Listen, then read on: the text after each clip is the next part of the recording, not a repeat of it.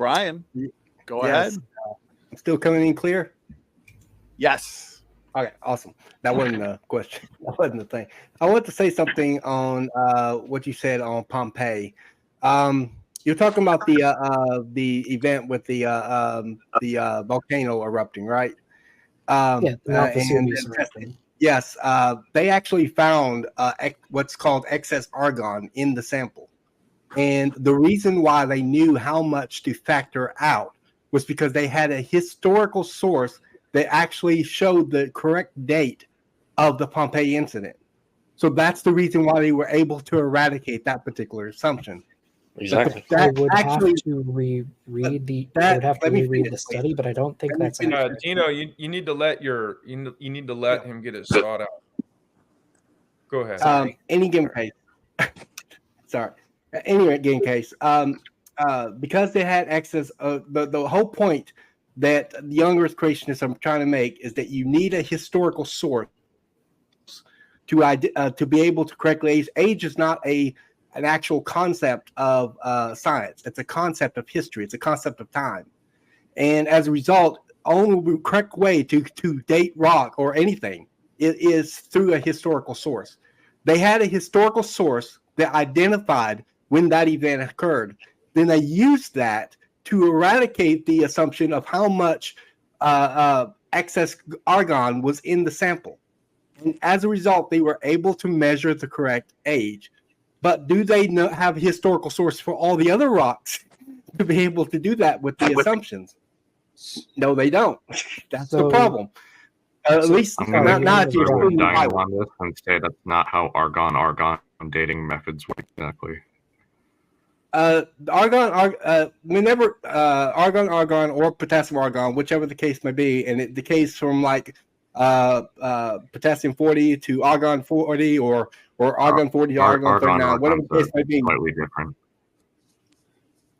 The point is that they still have to assume that there's 0% of the daughter element in there in the start of the element. Don't. Otherwise, yes, they do. Because otherwise, it will throw the entire dating method completely out the window. You wouldn't be able to, or it will give a date that's not accurate. Because it has too much. Can I respond to that? All the argon. Well, let me finish real quick. All the argon in this sample has to be assumed to decay naturally from the parent element.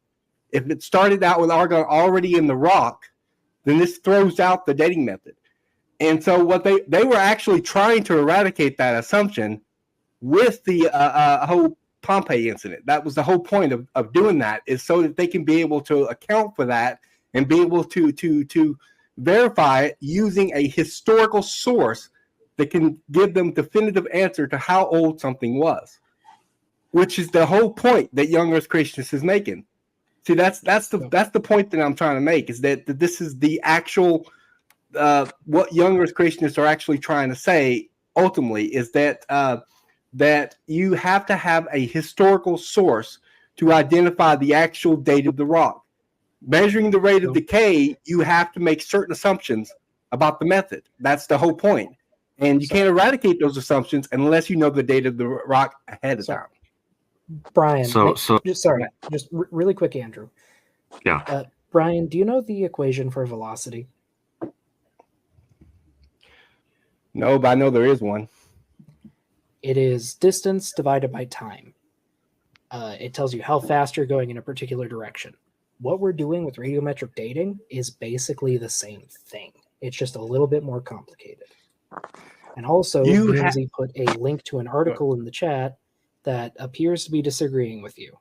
So I would suggest checking that out. Go ahead, Andy. All right. The whole point, though, is that you're assuming that the rate of decay is constant. That's the whole point of that. But or not just that particular one. It was on the daughter element. But in any given case, I don't know what velocity. So here's why we know. So here's why we know that we don't need to know the exact ratio between the daughter and parent element. For example, for the argon dating method specifically, one method you can use is you can take the sediment or the crystal you're using and select selectively heat it so that some of the argon is released, and you kind of use that to date it from there. Now, if the date from the outer layers of that crystal come out to be discordant with one another, then you have an idea that, okay, some kind of contamination may have occurred. So that's one way you can check that some kind of contamination may have occurred, and therefore the age of this particular rock is not the kind of conditions we would expect. Another way, of course, is the isochron dating method, or I should say dating methods. You can do the same thing with argon. You can do the same thing with uranium to lead. In fact, for uranium to lead specifically, you have what's called a Concordia diagram, which is where you compare the two different uranium to lead decay pathways, because there are two different isotopes of uranium that decay to two different isotopes of lead, so with different half-lives, I might add. So you compare the dates from each of those, and if they line up with each other, then you have reason to suspect that age is in fact accurate. So those are some different ways that we can tell that these ages are accurate without knowing anything about the initial conditions Andrew, under which those crystals formed. as you wrap up those thoughts, your mic's kind of coming in, at least for me, it's coming in a little bit choppy or staticky, but usually you're pretty good. So I don't know if there's anything you can do to fix it. I went into your mic settings and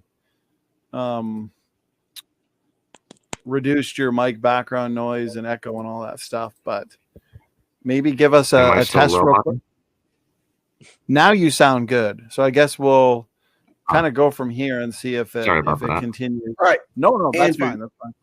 Andrew, on the you understand that we're not denying the rate in which it decays today. You know that, right? We understand that it decays at a certain rate, and you can test that and measure that in today. We understand that. We're saying that you're assuming that it always decayed at that rate. So that's not that is an actual assumption. And the only way you can test that assumption is by having a historical source. We're not saying that as current that it decays at that rate. Okay, we're not denying that. We're just saying that it has not always decayed at that rate. And we've actually demonstrated this at a laboratory. We've actually accelerated nuclear decay in a laboratory. In one experiment, I believe it was the I'm gonna say rubidium strontium, I think. They accelerated it by a factor of 1 billion. They under what conditions? They removed the electrons. When they removed the electrons, it accelerated the nuclear decay. And there are other conditions and stuff like that. That's also the point is though those aren't conditions; those are the results of the experiment. No, removing the electrons is what they did. Yeah, if they removed the electrons, that is what they did. That is something that they exposed it to. But in any given case, the point is kind of what I'm asking for is the. Sorry, go ahead. The point that I'm making is that they have been able to accelerate nuclear decay. It's not impossible to accelerate. It's the point. If it was constant, it would not be able to accelerate. It are unphysical for a natural Earth setting. I'm sorry. What did you say? I said the conditions under which you can accelerate it are unphysical for a natural Earth setting. They wouldn't occur in nature. Well, during the flood year, you'd have a lot of energy and heat produced that could speed up the decay rates. But I would be curious as to the panel's response or thoughts on this table that I have screen shared. Andrew, I know specifically you'll have thoughts for sure. And so here we have young rocks from recent eruptions, less than 1,000 years old, basically. And so you can see where the lava has been extruded, right? 122 BC here, all these different 1792 here, all these different examples, 1963 AD. Anyways, the measured age of these rocks, 1.6 million years, this one 8.5 million years. And so the point is, how come we have rocks of known age basically that are being measured using radioisotope dating methods, and they're way off. The dates are exaggerated. And so my basic question would be, if we can't derive accurate dates from rocks of known age, these igneous rock examples, why are we to put our faith in dates derived from rocks of unknown age? Go ahead, gentlemen. Donnie, what dating methods are you using here? Those are pretty important. Potassium argon. They're all potassium argon. I know potassium argon dating is a primary dating method. There's part of your answer. Well, why is that part of the answer, Jackson? I'm just so my point is, from the young Earth creation model, this makes sense because we get discordant dates. We even get discordant dates using isochron dating. Notice here, for example, a rock that formed just 85 years ago from a lava flow at Mount Lassen in California, dated to over 250,000 years old. So the whole point is we're dating these newly formed rocks, and we're getting exaggerated dates. And so these discordant dates tell me that these methods are not foolproof. You know, do you know what error bars are, Don? Of course, but this seems, if these rocks were just formed, and yet we're getting dates at 30 to 50 million years old, I mean, that's a pretty big error bar, no? And at a small enough amount, the instrument can't differentiate between the two. So, sorry. That's why you have. That's Donnie, why what Doc was half-life saying of earlier. You potassium have argon to is? give it time for some of the elements to decay. Sorry. Yeah, sorry, I thought you were done. Yes, it's in the millions of years. The half-life for potassium argon? It's 1.25 billion. Let's take the biggest number here. How much of 1.25 billion is 43 million? That's a very small percentage. So if the correct answer is 0, that's pretty accurate. That said, with potassium argon, since it is such a long-lived isotope, you need to use it on older rocks. It's not going to work if you have less than 1,000 years of decay. Isn't that on the assumption or presupposition that those rocks are old in the first place? Because, correct me if I'm wrong, and Brian was talking about this, one of your major assumptions with radioisotope dating has to do with no daughter element when these rocks are formed. And so you have potassium decaying into argon, but we're actually finding argon in these rocks, which is why we're getting these dates. So doesn't that overturn that specific assumption? Part of the thing with potassium argon is they know it forms with some daughter element already. Some radiometric dating methods don't do that, like uranium lead with zircons.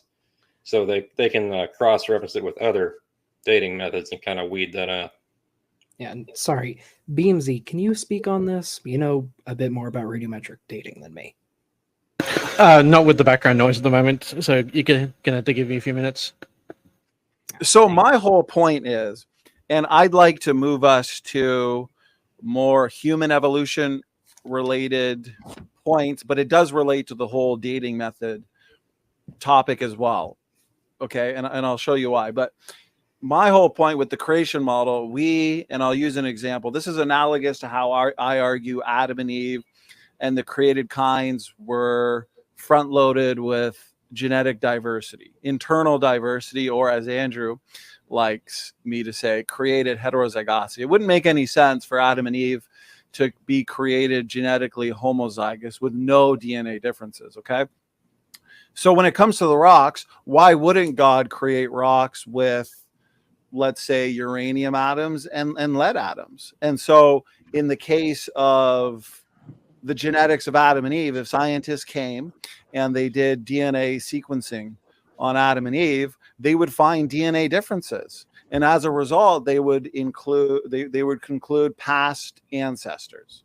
Okay, So- even though Adam and Eve were just created, and that would go with the rocks as well, the initially created rocks. They would have a mixture of these atoms. And I would point to these discordant dates as evidence for the untrustworthiness, basically, of these dating methods, which is why and then of course speak to that. But I want to point, and I know Doc and Jackson Rowe will want to speak to this. That's why when it comes to evolution or human evolution, I like to look to these artifacts, specifically, footprints like the Laetoli footprints or the footprints in Crete, where they're found in supposedly, 3 to 5 million years worth of rock, which is roughly how old Lucy or Australopithecus afarensis is. And so why are we finding modern human-looking footprints in rocks that humans aren't supposed to have existed in? And so I think that's a stronger way to differentiate the models. But anyways, speak to all the points that I've made. Go ahead. So you brought up a lot of points there, Donnie. Which one would you like us to address first? Okay, you can start with the potassium argon if you'd like to. Okay. And then you can move to the footprints of humans that are found in rocks dating back 3 to 5 million years. I think that is testimony to biblical creation. Go ahead. Okay, so on the untrustworthiness of potassium argon dating. Okay. Yeah, you can start with that. So I would have to see all of the sources for who used this, when it was used, etc. Because when you do radiometric dating, you have to do it correctly, or else you're going to get very, very incorrect answers. A good analogy, you wouldn't weigh an ant with a semi-truck scale. That's what you're doing when you're measuring stuff that's only a few decades old using potassium argon. Okay? But if you use it on things that are older, it does work, and it works pretty consistently on older sediments or older volcanics, stuff like that. Now, you did say that you think that all of the rock layers were deposited at the same time, roughly, by Noah's flood. How do you know that those rock layers are all the same age? Okay, so firstly, the sources for these discordant dates, you can look them up individual. Of course, I'm not expecting you to do that right now, but here's a couple. Basically, a rock formed 85 years ago. Here's one that talks about this lava flow in Hawaii. The new date indicated it was over 16 million years old. This eruption was 1963. So you can look at these, Mount Stromboli in Italy. Samples collected from the site dated at 2 million years old. And it talks about how these studies are published in Nature. So it's not just creationists that are discovering these discordant dates. You can find a lot of discordant dates in the conventional literature. Now, with the RATE project, we had Dr. Steve Austin, for example, Dr. John Baumgartner, and many other PhD scientists in geology, geophysics, so obviously they understand how this works. And they took rock samples that were newly formed, specifically at Mount St. Helens, and they subjected them to all kinds of dating methods, including isochron dating, and they found all kinds of discordant dates. So it's not just creationists, it's also found in the conventional literature, it would be my point. The original rocks that God would have created, I don't see why they wouldn't have a mixture of these elements. Let's say uranium to lead. Let's say these created rocks had, or the initial rocks at creation had uranium and lead in them, and scientists came and dated those rocks. They'd conclude they're millions of years old, even though they just formed in the same way that if scientists came and performed genetic sequencing on Adam and Eve, they'd find DNA differences, they'd find heterozygosity, and they'd conclude past ancestors, even though that's not the case. Adam and Eve were created with pre-existing DNA differences in the same way the rocks were created with pre-existing DNA differences. Your sedimentary layers, water form layers, yeah, I would argue for the most part they were formed during the flood year, but we also have localized rocks that we can tell are formed through local catastrophes, local floods, and I would argue that those are post-flood occurrences. And so we do have created rocks in the so-called geological column. We've obviously got rocks associated with the flood, and then we also have post-flood rocks. I would say the flood boundary is probably late Cenozoic. I've done a series on that with Mike Ord. Anyways, I said a lot there. Go ahead, take your time. So, I mean, okay. So, first, so what method would you use to determine the actual age of a rock layer? Okay. Well, I don't think, in the same way that I wouldn't use autosomal nuclear DNA differences in humans to determine an age, because a lot of those DNA differences are pre-existing. They're created, they're front-loaded. So we wouldn't be able to determine that. Specifically in genetics, I'd look to, mitochondrial DNA, Y chromosome. So with rocks, if there are pre-existing daughter elements, let's say, or just pre-existing elements in general, then I wouldn't. It's nice to get an idea of when these rocks were formed, whether they're post-flood or during the flood, but to get an exact age, I think the amount of discordant dates we get using radioisotope dating tells us that it's probably not very good for that. And so I wouldn't use dating methods to get an exact age. Go ahead. So what I'm hearing is you don't have a method to determine their age. You have an assertion that they were created with different amounts of isotopes, even though in modern day, when we see them form, they only form in one way, more or less. And sorry, there's a lot in there, but so you don't have a dating method you can use. You just have an assertion that they were created with different levels of isotopes in a way that mimics what we would expect to see if they had not been created at once. No, I'm using the observation, the known data, in terms of these discordant dates, and also the data that we have for carbon dating. And so I would use carbon dating to set a maximum age of the Earth. We understand that carbon, for example, you can see here on the slide that the fact we find levels of C14 in all kinds of samples in the so-called geological column tells us that the entire fossil record and the rock strata has to be less than 100,000 years old, because every single carbon atom should have decayed away, basically. So that is an incorrect assumption. We can see carbon-14 forming. It forms in the upper atmosphere when I think it's cosmic ray nitrogen is impacted by solar rays. Could be a bit wrong on that, but it has been forming all throughout Earth's history. Not only that, but carbon-14 is really easy to be dissolved by water. So you can easily get contamination throughout all of the layers of rock we have. You need to be very, very careful with your samples when you're doing carbon dating. And we know we have to be careful, so we are. But that's a self-refuting statement. When you appeal to contamination, that's a double-edged sword. And I think that would be worse on your model where everything is explained with time.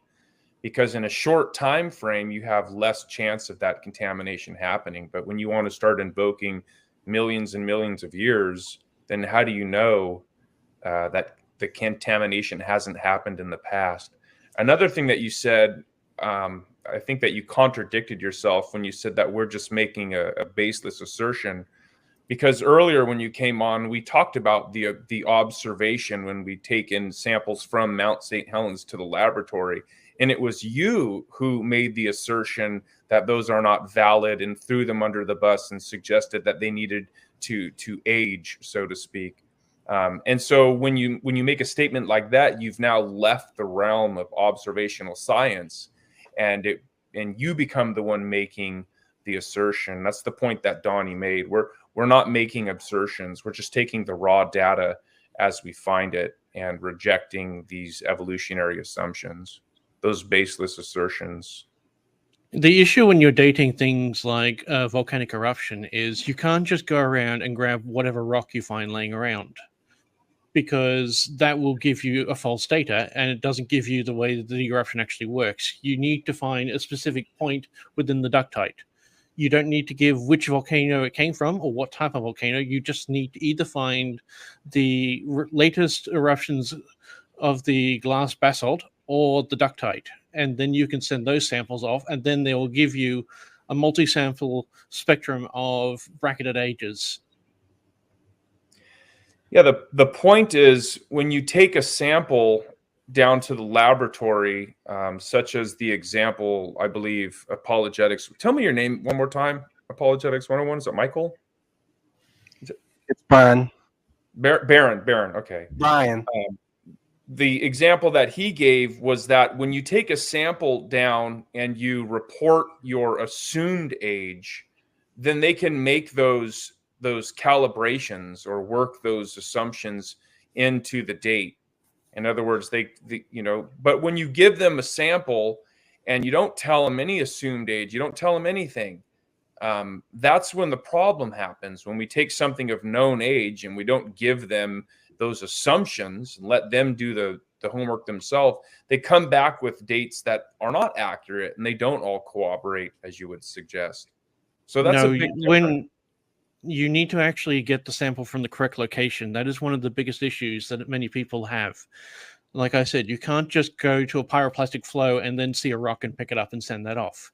That will give you a false age, because a pyroclastic flow has multiple ages within it. The crystals that are formed within it would give you crystals that could have been from 4 eruptions previous, or it could have been from the current eruption.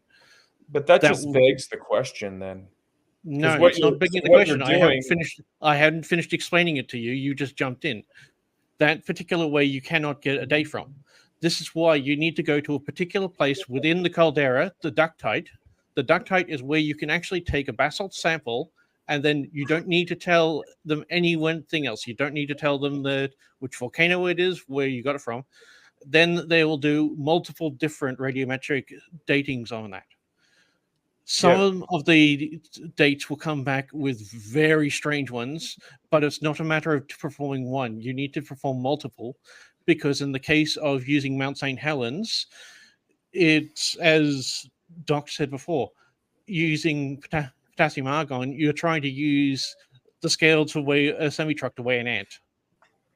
Yeah, so again, wait, I just want to ask, are you arguing, but I would argue it's begging the question and also presupposing that the rocks are millions to billions of years old, and we got to find the correct locations, and we can't date newly formed rocks because it's going to give false ages, and so you got to find a rock that's at least been there for whatever thousands to millions of years. I feel like that's all presupposing that these rocks really do go back millions to billions of years old. And so, Beamsy, I'd ask you, these locations here where the lava was extruded, these igneous formations, are you saying that these are all wrong locations? We shouldn't be dating these rocks?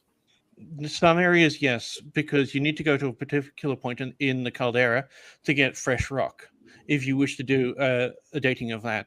And yes, you can take fresh rock and get it dated accurately, but you need to use the correct method.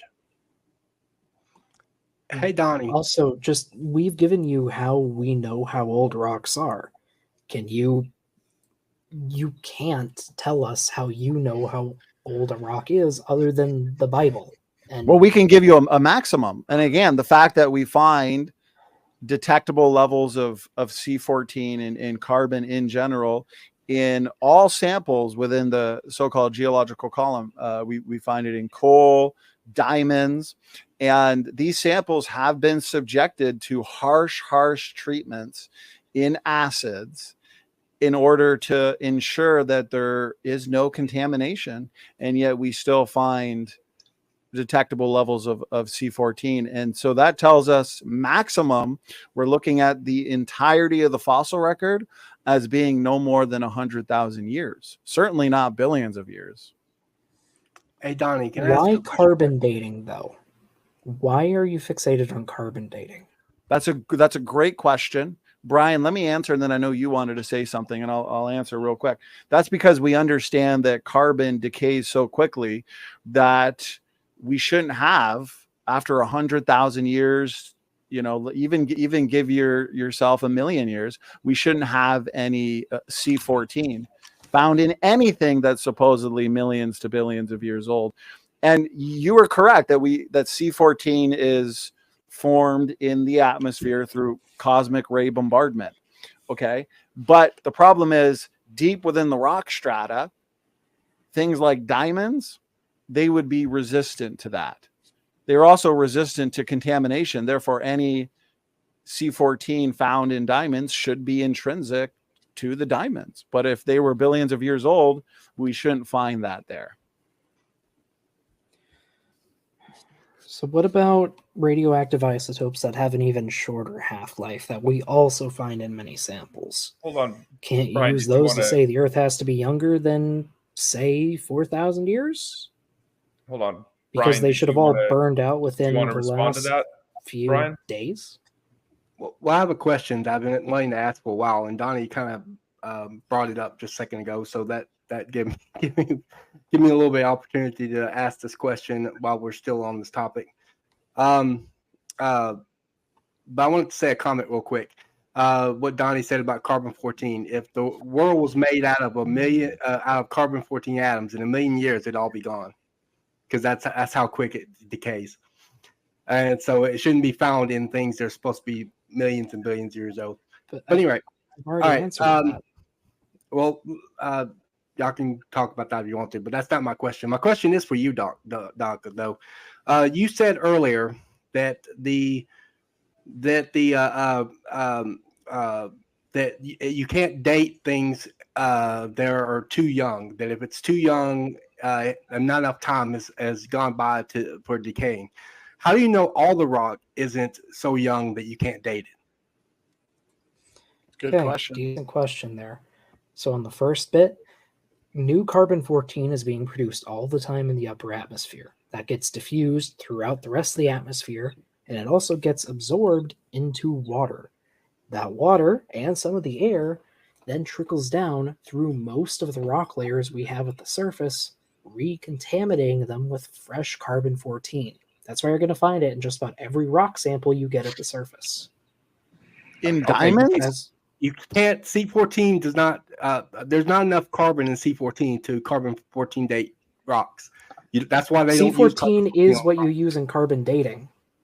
No, I said I was talking about radiometric dating, like in case of potassium argon dating, because they're using dates. C14 is what you use to carbon date things. That's what you measure. More is being formed. I'm talking about radiometric dating, like say for example, yes. In the case of the lava flows, Mount St. Helens and things like that. You guys would say that not enough time has passed to date them. Okay, they didn't use carbon-14 dating on that. They used things like potassium argon dating and things like that. And so I'm asking, how do you know that the rocks, not C14, not C14 atmosphere? I'm not talking about C14 right now. I'm saying, how do you know that all the rocks are not are too young to be dated using these methods? Because we find rocks that we can radiometrically date. We can date the entire formation, and every time we do it, we come back with the same age. As an example, I'll bring up the Siberian traps. It's a massive lava flow that covered a lot of Siberia about 250 million years ago. And every time we date it, we get 250 million years. Maybe if you date it with the same consistent radiometric dating. But with different radiometric datings, they don't give the same dates. They give very inconsistent dates. And okay, I can prove you wrong. Just give me 2 seconds to find my sources. Because, as I stated previously, We used carbon-14 to date the Pompeii eruption. We also used potassium argon. We used both of those methods. We got the same age. And we can do that in other situations. Ryan Daniel. Hey, guys. I was just going to say, welcome. Thank you so much. I am honored to finally be online in Mr. Danny for Truth's channel. It's quite an honor for me. And he's got a book behind him that I have in my hand. Yeah. It's such a good book. I recommend it to everyone. But yeah, it's I was watching earlier the debate between Doc Hogan and Atheist Jr. It was an interesting debate, and I just I tell you, I have learned so much from Doc Hogan. I have been so blessed through him, not just things that he said, but people I have met through him. Hey, I think we're friends on Facebook. Speaking of which, yeah, okay. Who just spoke? Me. Oh yeah. I see how you like to rescue animals and things. That's pretty cool. I like that. I like seeing your posts. I really like seeing your posts. Thank you. And yeah, I just want you to know I'm honored. Ryan Daniel, my brother, God bless you. Yes, we've known each other, especially through Facebook comments, live chat for seems like years, and so it is a privilege to have you here, Ryan. I found out. Thank you, Donnie. Thank you. I thank you. I appreciate it. I thank you for all you do. I really do appreciate it. I haven't been around much because I've actually been doing kind of my own YouTube thing also at the same time. I've seen that. Okay, great. I was actually told about you by Matt Powell. That's how I found out about you. He was promoting you, and so I said, let me check this guy out. And so really have learned a lot from all of you guys. It's really been I'm glad you took his recommendation seriously and checked us out here on SFT, because it's been great to have you as a moderator in the chat and also just as a supporter. So Ryan, you keep up the good work. Feel free to join us in discussion. I'd like to personally shift a bit towards one of the topics I brought up, if it's okay with the rest of the panel. Has more to do with the hominin fossil record and the age of the hominin fossil record. I think rather than looking to rocks, as everybody knows, in terms of answering the question of ancestry, just in general, I love genetics because it's genes, traits, and genetics that are inherited sperm and egg. A rock isn't. Okay, there's just too many discordant dates, I believe, for us to take it all too seriously.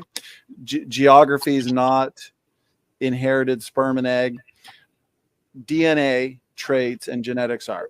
But we can look to artifacts in the fossil record. And I know Jackson and Doc both. I hear some feedback. I'm just wondering who it's coming from. Could be coming from me because I'm typing. I'll mute. Oh, okay, yeah, no worries, Ryan. Okay, so anyways, I'll make it quick.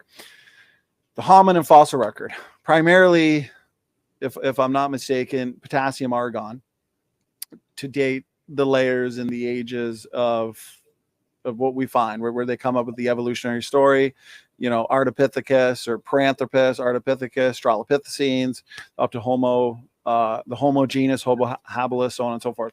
But we find modern-looking human footprints. And Jackson, I know you and I have debated this.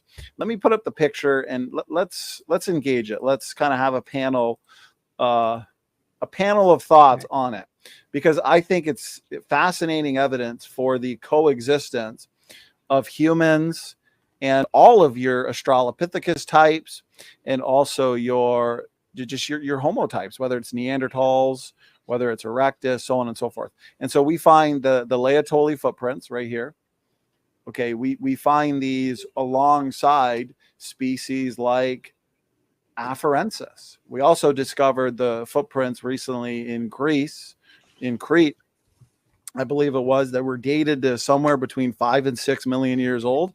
And they also look identical to modern human looking footprints. And so we see coexistence. Basically, my question to those on the panel, why are we finding evidence for humans existing in a time that, according to your model, was somewhere between 4 and 6 million years ago, where humans should not have existed? Go ahead. So, but before that, can I just put a little pin in the discussion we were having? Yes. Yeah, we can definitely work our way back to that. But I think this keeps us a little more focused on evolution rather than the age of the earth in general. But we can definitely put a pin in that, Doug. So just super quick then. In the chat right here, I have 2 articles. The first is using potassium-argon dating, or argon-argon dating, and the next is using carbon dating, both of which to date the eruption of Mount Vesuvius at Pompeii. And I lost my train of thought. But, oh, right. Also, I looked up finding carbon-14 in diamonds. The only source I can find for that is Answers in Genesis. And just based on their track record, I can't trust that, especially when their results cannot be reproduced. Sorry. Well, they have... That's putting the pin in that discussion. I would like to say, though, and I would recommend you looking at this has been repeated. It's been done by young Earth creationists, geophysicists, geologists, and they've taken samples of diamond, and in the lab they were subjected to harsh treatments, and we found detectable levels of C14. So you know what, you want to dismiss it because they're creationists, but I think you just need to look into it before you dismiss it like that. Just have any non-young Earth creationists found this? Probably, but I'd have to pull up the references on that. I cannot find anything for that. And I'm seeing ICR, like I said, AIG. Actually, yes, because I remember watching a lecture from Dr. Andrew Snelling where he was talking about the C14 that they discovered in just a number of diamond samples. And this was actually replicated by a non-young Earth creationist scientist, where he also found. Yeah. Oh, yeah. I know what lecture that's from. I do not see Snelling as an unbiased authority in this topic. No, but it was Snelling talking about how somebody from the secular camp replicated the same results. So I can send you that. I know exactly what lecture he talks about this in, and so I'll get that for you, Doc. I'm sorry, I couldn't tell quite. Was it apologetics you were talking about? You brought up Answers in Genesis, or was it? couldn't exactly tell, but not only Answers in Genesis would be a good site, but creation.com, Creation Ministries International.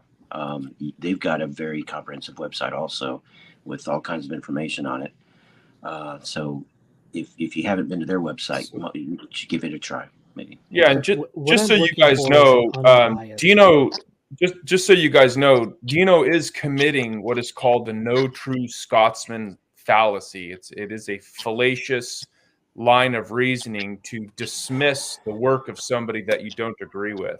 Okay. So because it's not he has the no true bias, Scotsman fallacy, because I am basing that opinion on their prior conduct.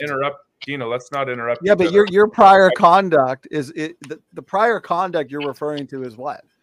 It's still subjective. Them misrepresenting and lying about science? Like what? Name one thing. So what you're doing now we're debating.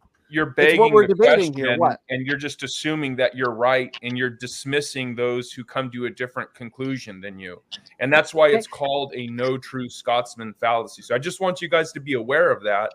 When people want to dismiss a source simply because they disagree and no other reason, that is a formally fallacious.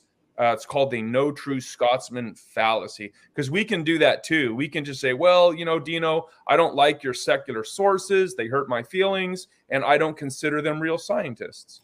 And that would be silly. Sorry, but that's when the exact your results cannot be reproduced honestly by any other lab. They've been reproduced. Listen, I want to make this clear, guys. I want to make this clear. They've been reproduced. Okay. I pulled up my notes from Dr. Andrew Snelling's lecture. And this data, okay, about the basically the diamonds and every one of the diamonds that were looked at and were tested yielded radiocarbon and some quite a lot, 10 times above the normal amount. Okay. And this data was presented at a conference. The conference was called American Geophysical Union. Okay. And this is one of the largest bodies in terms of geologists getting together. So worldwide geologists get together, and it was a secularist, not a young earth creationist. He got his own diamonds. He tested them himself, and he ended up getting the same results as the rate team. And so, yes, this is repeatable. It's been replicated. No, I don't know the author. Okay. If you can't give me an author, I can't trust it. Well, it's trusted. You can look it up. Listen, evolutionists want us to do all the homework for them. Yeah. Okay. You guys are the ones that are hardcore anti-young earth creation. You guys love your dating methods, and you're not even aware of what I'm talking about in terms of C14. It doesn't tell me that you or any other evolutionists are looking into this objectively or really all that comprehensively. Okay. What I'm saying is true. It's reality. Go look it up yourself. Okay, I gave you the name of the conference, and these sorry, results. Again, Donnie, all I'm seeing is young earth creationist sources. I'm looking this up.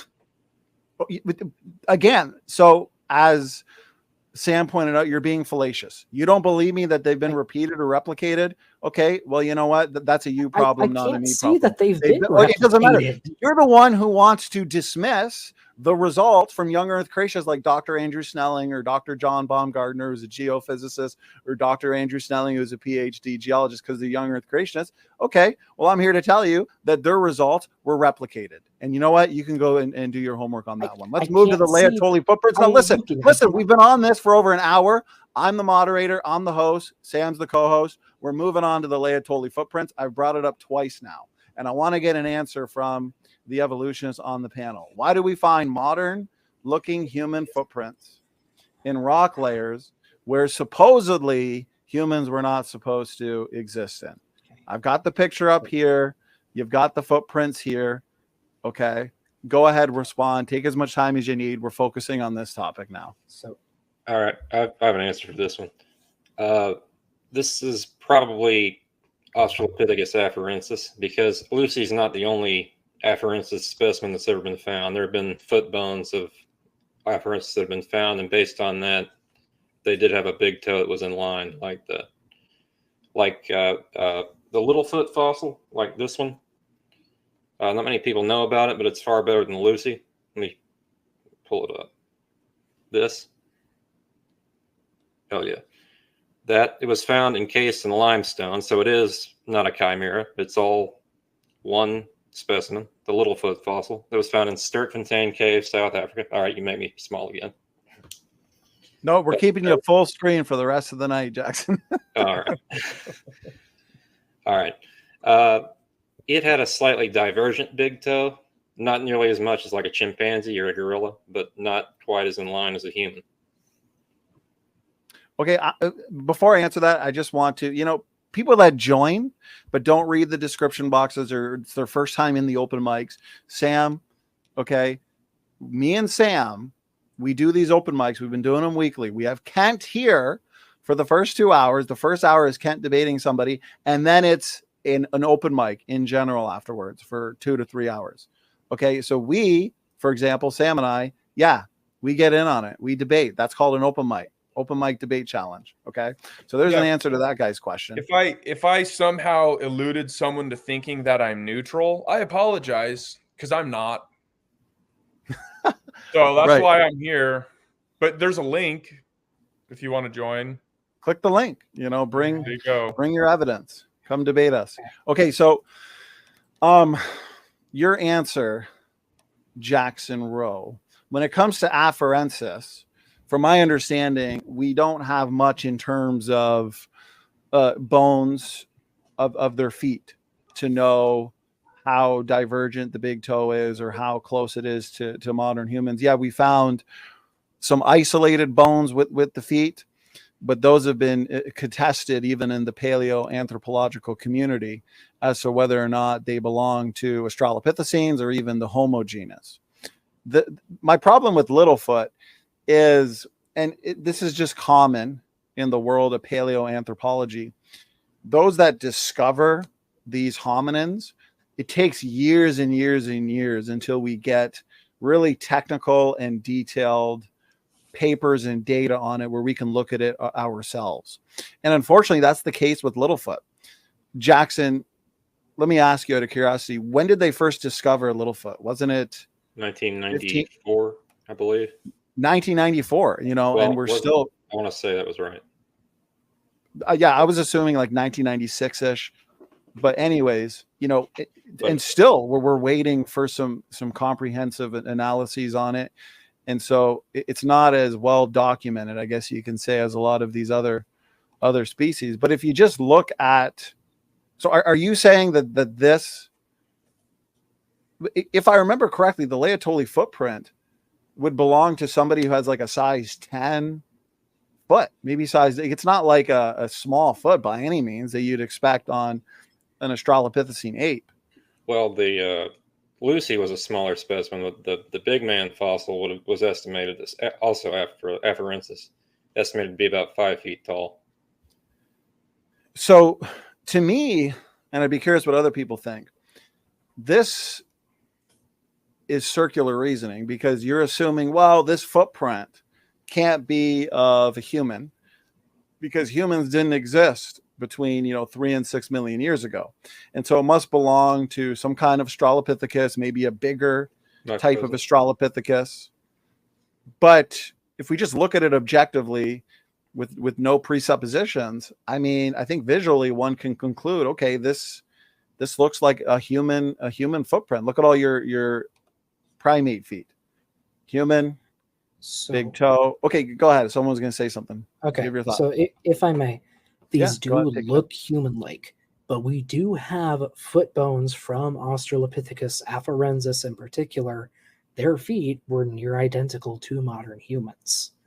Also, these footprints were dated because they're in an ash bed. We can date the ash bed. They were dated to 3.5 million or 3.6 million years ago. Australopithecus afarensis is essentially the only hominin in the area at the time. There were no Homo anything there at the time. Well, that's completely wrong. So right here from Donald Johanson himself, when he first discovered Lucy, he's not the only one. They concluded that the collection suggests that Homo and Australopithecus coexisted as early as 3 million years ago. And so yes, they would agree that the Homo genus and your Australopithecines did coexist and overlap. Here's the Donnie, okay, go ahead. Yeah. Sorry. That's 3 million years ago. 3.6 million years ago is what I'm talking about. Oh, give me a break. 3 million years ago versus 3.6 million years ago. Dude, yes, they're admitting that the years. Donald Johanson, when he first discovered Lucy, he didn't think it was a single species at first. They thought it was multiple species. Eventually, he was peer pressured or convinced, I think, with faulty data, that it was indeed one species. But I'm not done talking, Doc, but I know you're excited. It's a good topic. You're going to get as much time as you need, okay? There's other paleoanthropologists who look to Australopithecus sediba, for example, as comprising 2 genus, Homo and Australopithecus. We've got these footprints in Crete, 5.7 million years. Okay, well, that's older than your 3.6 million years. And if you actually look at the articles associated with these footprints in Crete, many have said they look exactly like modern human footprints. Okay, go ahead. Okay. First, I'm going to go ahead and go for the bit about Lucy being chimeric. And for C Science, in case he's lurking around, chimeric in this sense, because there are multiple definitions of the word, means that we have one or more species, bones, mixed together. Now, Lucy was chimeric in a way. There is one bone that was not from her skeleton, and it was from a baboon. One bone, just one. And the paper you're referring to on Australopithecus sediba being a chimera as well, there is one paper that says that, and there are dozens refuting that. What's the name of the paper? Not commonly accepted. You said dozens of papers refuting Ella Bean and Yoel Rack. Okay, firstly, I've had correspondence with Ella Bean, and she is not impressed with the responses, and they've responded to those responses. And so dozens, name 5. I'm aware of one that attempts to refute it, but that paper has been addressed by Ella Bean. So you said dozens. Name 5. Okay, there are dozens. I can't name the exact papers off the top of my head. Give me a few minutes, I can look them up. Okay. See, here's the thing. There's been multiple. Ella Bean and Yoel Rack have actually studied this comprehensively. Okay. But this also shows how contested the field of paleoanthropology because Lee Berger, he argues, and I posted the video earlier. He has a video titled Species and the Classification of Species, something like that. But he points out that Lucy may in fact be chimeric, but not just because of the baboon bone, but because of other isolated bones attributed to it.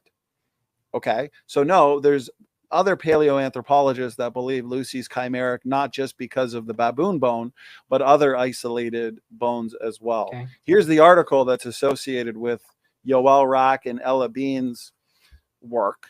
And so you'll notice here, human missing link fossils may be jumble of species. They conclude that the spines belong to 2 different species. They conclude that there are not 2, but 4 individuals in the remains of Malapa. And that's referring to Australopithecus sediba, where basically it is the accidental mixture of, here it is right here. According to our results, the specimens represent 2 separate genera, Australopithecus and Homo. These genera are known to have jointly occupied sites, as seen in several early South African caves. And so I'd argue that all of this suggests, including the artifacts, that we're looking at significant coexistence and overlap with humans and your Australopithecines. Go ahead. Okay. So sorry, I've been trying to look things up. Let's say I give you the Australopithecus sediba and I give you Lucy. How about the hundreds of other specimens of Australopithecus, just the genus that we have? Sorry, not specimens, individuals, between which we have thousands of specimens. I would argue, and Doc, feel free to take as much time as you want to respond to things, but when you ask a question, I'll happily answer it. I would argue your entire Australopithecine collection, that includes all of your different variations within that collection. Let's say Afarensis, Animensis, Africanus, Sediba. I would argue that it is a collection that has a lot of true ape bones, yes, an extinct ape genus we're looking at, but also a lot of isolated human bones. And so we would have to examine each individual case on its own. We've looked at Sediba. Many have concluded that it's artificial. Many have concluded that Lucy is chimeric. Okay. So we'd have to look at each example. You say there's hundreds of examples. We'd have to look at each one. Yes. But as a whole, I would say that the collection, the Australopithecine collection, it comprises both human and true ape bones. Okay. So we've been wrong about there just being one specimen,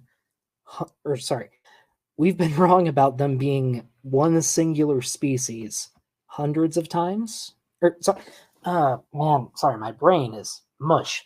We've been wrong about there being one genus of Australopithecus. We've been wrong about that through hundreds of individuals found. I believe. No, I believe that what we're looking at in terms of your Australopithecines, when we actually are looking at bones that are truly ape, we are looking at an additional genus of ape, right? Today we've got Pan, we've got gorillas, we've got orangutans. You would put humans in the great ape category as well. Okay, and I would argue we're also looking at an extinct or maybe several extinct ape species, and we can look at the Australopithecine collection for that. But I'm saying within that collection, we do find bones of other creatures, including a baboon bone, at least in that case, and also human bones. A lot of Homo erectus bones, especially. Go ahead.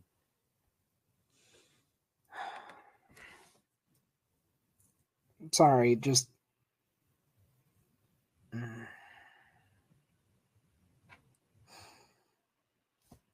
Now, is it possible that those Laetoli footprints and the Crete footprints that we were looking at, feel free, anybody can answer. Jackson Rowe, I know you're probably itching to respond as well. Is there any possibility that those could be human footprints? I mean, here's one paper, Donald Johanson, Pleistocene hominid discoveries in Hadar, Ethiopia. Again, his collection, look what he says. The collection suggests that Homo and Australopithecus coexisted as early as 3 million years ago. And then we've also got the Crete footprints that are dated to 5.6 millions of years ago. And so why can't those Laetoli footprints be human footprints, even if it's Homo erectus footprints? Go ahead. Anybody can respond.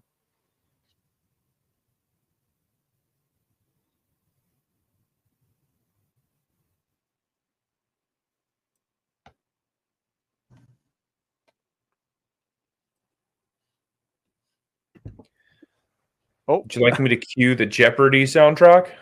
I noticed Jackson Rowe was backstage. Yeah. Is it okay if I press the mic? Can you hear me okay? Yeah, it sounds fine. I don't know why I'm using this. I'm trying to read, and I have a headache right now. Well, all right, he says Homo, but he doesn't mean like Homo sapiens or even Homo erectus. He means like Homo habilis. In every case that they say these collections comprise Homo and Australopithecus bones, you think it's always habilis? That's what they mean, yeah. Where does it say that? I'd be shocked if he's not also considering Homo erectus, since Homo erectus lived on the globe for apparently 1 million plus years. Yeah, but this was about 1 million years before that. Well, Homo habilis deserves its own debate because I think it's Ian Tattersall, many in the paleo anthropological community would point to habilis as being a wastebasket taxon. Basically, they find a bone here, they find a bone there, and they don't know what it belongs to. And so, you know what? Toss it in the old habilis bin. And so the habilis bin is just this collection of random bones they don't really know what to do with. There's some debate about whether Homo habilis and Rudolfensis are the same or not. But yeah, the debate is whether it's one species or two. That's the debate. Well, the debate is if it's a legit taxon or if it's artificial, if it's basically a wastebasket. I'd argue it's essentially a waste. See, I would argue when it comes to the fossil record, what we're looking at is either true human, degenerated human. I'd love us to talk about Homo naledi since Netflix has put out a new documentary on it. It's a hot topic. Everybody's discussing Homo naledi. There's controversy among it, even in the young Earth creation world. So I'd love to talk about naledi if you guys wanted to. So anyways, either fully human, degenerated human, fully ape, degenerated ape, or wastebasket taxon. And the wastebasket examples, I would argue, are Sediba, habilis, and afarensis. So you're presupposing there's such a thing as a degenerated human or a true human. It's reality that there are degenerated humans. Remember, I showed in detail the data from Eric Trinkhaus, his paper on the Pleistocene fossil record, and how it is characterized by developmental anomalies, degeneration, increased levels of homozygosity, pathology. We're talking about Homo neanderthalensis in particular, which we've agreed is a very inbred species. Homo floresiensis. Some argue that it's just a human experiencing insular dwarfism or island dwarfism, basically where these features from being stuck on an island of Flores, would result in small brain size, small body size, curved fingers, all kinds of degenerated features that, because of founder effects, would become fixed. So these are fixed pathological and degenerated features. And that's common on islands, because on islands, typically you're existing in starvation related conditions. And what natural selection does to preserve resources basically is the brain will shrink over time. And so those existing on the island, we even find dwarfed elephants on these islands. The brain will shrink in order that the creature doesn't require as much food and outside resources for energy. Does that make sense? Okay. So, sorry, just hypothetical. We date all our Australopithecine fossils, whatever they are. They're all older than about 2 million years. Maybe not Sediba, I don't remember off the top of my head.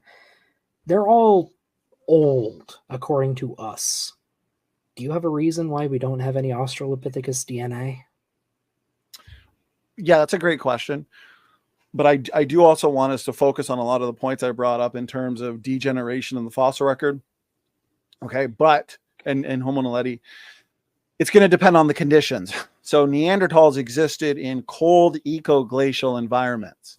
And so that is ideal to preserve DNA. That's why we can get DNA from Neanderthals.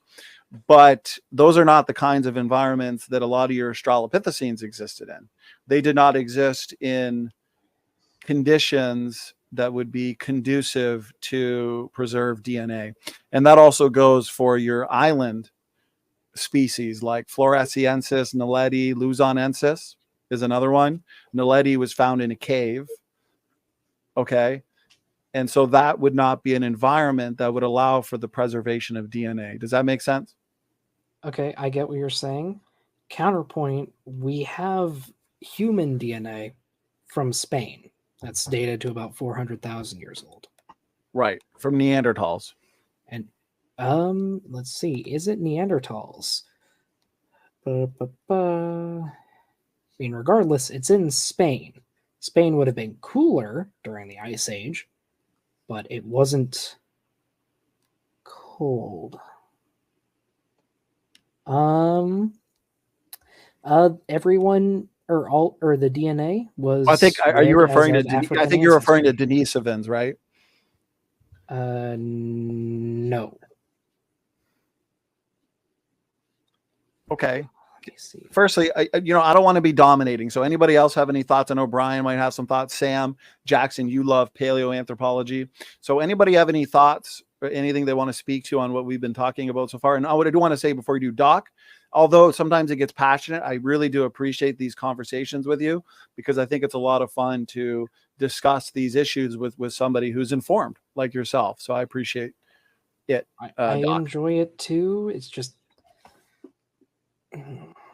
sorry, I get. And I was just going to ask, while you're looking for what you're looking for, this DNA that you say is 400,000 years old, what would that number be based on? I'm currently reading through it. I'll tell you when I can find it. I just have one thing to say, then I kind of have to get going. But I actually have a friend in Malawi, Africa. I talked to him about this today. Actually, he's going to look for fossils for me. So, I mean, yep. So sorry, the title was misleading. It's hold on, Dino. Hold on, bud. Maybe you need to turn up the sound because I feel like you can't hear people talking sometimes. I was corroborating his point. Yeah, go ahead, Jackson. Finish your thought. I'm just saying, hopefully it'll take a long time if there's anything there because these are not easy to find. But maybe we'll find something in Africa. My friends will find something. Anyway, I got to get going. Thanks for having me on here. So I'll talk to you guys later. All right, Jackson. All right. It's always a joy to share the stage with you. So thanks for coming by. Yeah, go ahead, Dino. Okay. So reading from this, it is from Neanderthals, it's from Spain. dated to 430,000 years ago.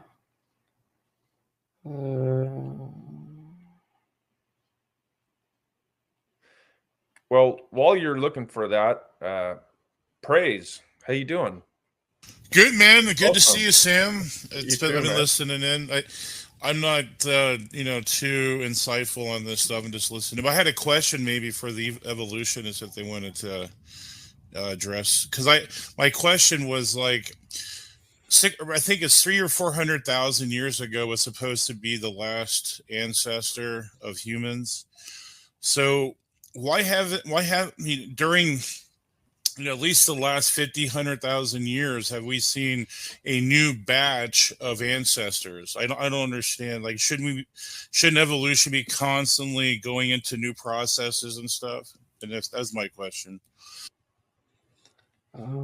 I think they put Luca back between 80 and 120,000 years ago.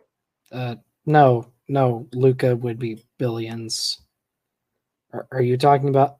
Sorry, are you asking about the last divergence point between Homo sapiens and other Homo? Yeah, whatever humans evolved from. So that's what you were asking, right, Praise? Okay. Yeah, I mean, it seems to me like we should see new, like a whole new stream of evolution of apes or chimpanzees or whatever it is that they think they come from. Shouldn't we have a whole new stream of evidence of these things happening? So that is a decent question. The biggest thing is Homo sapiens, after they left Africa, just didn't have many pressures to change thanks to their technological capabilities. Okay, Praise. First, I just want to clarify that you cannot have a last common ancestor just in an absolute sense. It only makes sense if you're talking about two existing species, them having a last common ancestor together. You didn't mention another species. You just said human. You need to say human and chimps last common ancestor if that's what you're talking about. Because the way that you phrased the question, it's nonsensical because you didn't specify what other species other than humans you'd be talking about the last common ancestor for. And who is the last common ancestor between humans and chimpanzees? I've been trying to join for a while now. I've been posting in chat a study, I think from 2016, of the Lyell footprints, purely from like an objective, let's analyze these footprints as they are. Let's not make any assumptions about, how old they are, what left them. Let's just analyze the actual biomechanics of the footprints. And they concluded these cannot be modern human. I've been posting the link in the chat. I've read that paper and the arguments are garbage for it. Wait. Oh, okay. Wait, hold on. So when you say purely non-biased study, so there was a creationist and an evolutionist? Is that what you mean? Are you saying that these authors specified? People don't. Exactly hold on. Let me get this Sam, straight. I think you're not paying attention. If you ask that question, wait, because I specified exactly what I meant. Grayson, you come in awfully hot and heavy. Just calm down. It's okay. I'm just trying to understand what you mean by non-biased. Like, is that even a thing? These people weren't evolutionists? Sam, is that what you're saying? Sam, I literally specified exactly what I meant for it immediately after I said it in the initial statement. If you want me to repeat it, what I said was that they I just want to know what you mean by non-biased. You're talking over me now. You're talking over me now. I just want to know what you mean by non-biased. Do you want my answer? Because I'm trying to explain and you keep talking over me. If you actually are interested in hearing, you'll listen. Grayson, buddy, listen. Go chill out, take a nap, or do what you need to do. Calm down. Are you okay? You need a hug? Yes, I'm perfectly okay. I'm trying to explain the answer to the question that you asked that you seemingly are not interested in hearing the answer to. Let me explain it. The rhetoric. Just give us the answer. All you are doing is putting out rhetoric. What do you mean by non-biased? I'm explaining it right now. Just let me talk. Woke up on the wrong side of the bed. Grayson, what do you mean by non-biased? Let me actually finish a sentence. Okay, so by non-biased, what I mean by that is that they did not make any assumptions about, these footprints are from millions of years before humans evolved, so therefore they couldn't be humans. No. They did not make any assumptions like that. They did not make any I understood that. Did you understand? Let me finish, man. Did you understand my question? Yes. I understood your question. question. Any assumptions? They did not make any assumptions about. Let me just finish what I'm saying. They didn't have a worldview, Grayson. They didn't have a worldview. Is that what you're saying? Sam, they did not make any There were assumptions aliens. They about just like the footprints. beamed They down just like looked. Spock. Can a modern human make these footprints? And their conclusion was no, based on what? biomechanics. Based on an evolutionary presupposition before they interpreted the data. No, based on the anatomy of the human foot. You can find pictures of people who run or exist without feet and walk barefoot, and just the pressure and what happens to your big toe and just the separation of your toes in general can give more of a divergent appearance. Even in humans today, humans that just exist without shoes, exist in desert conditions, basically. And the mechanics issue argument is horrible.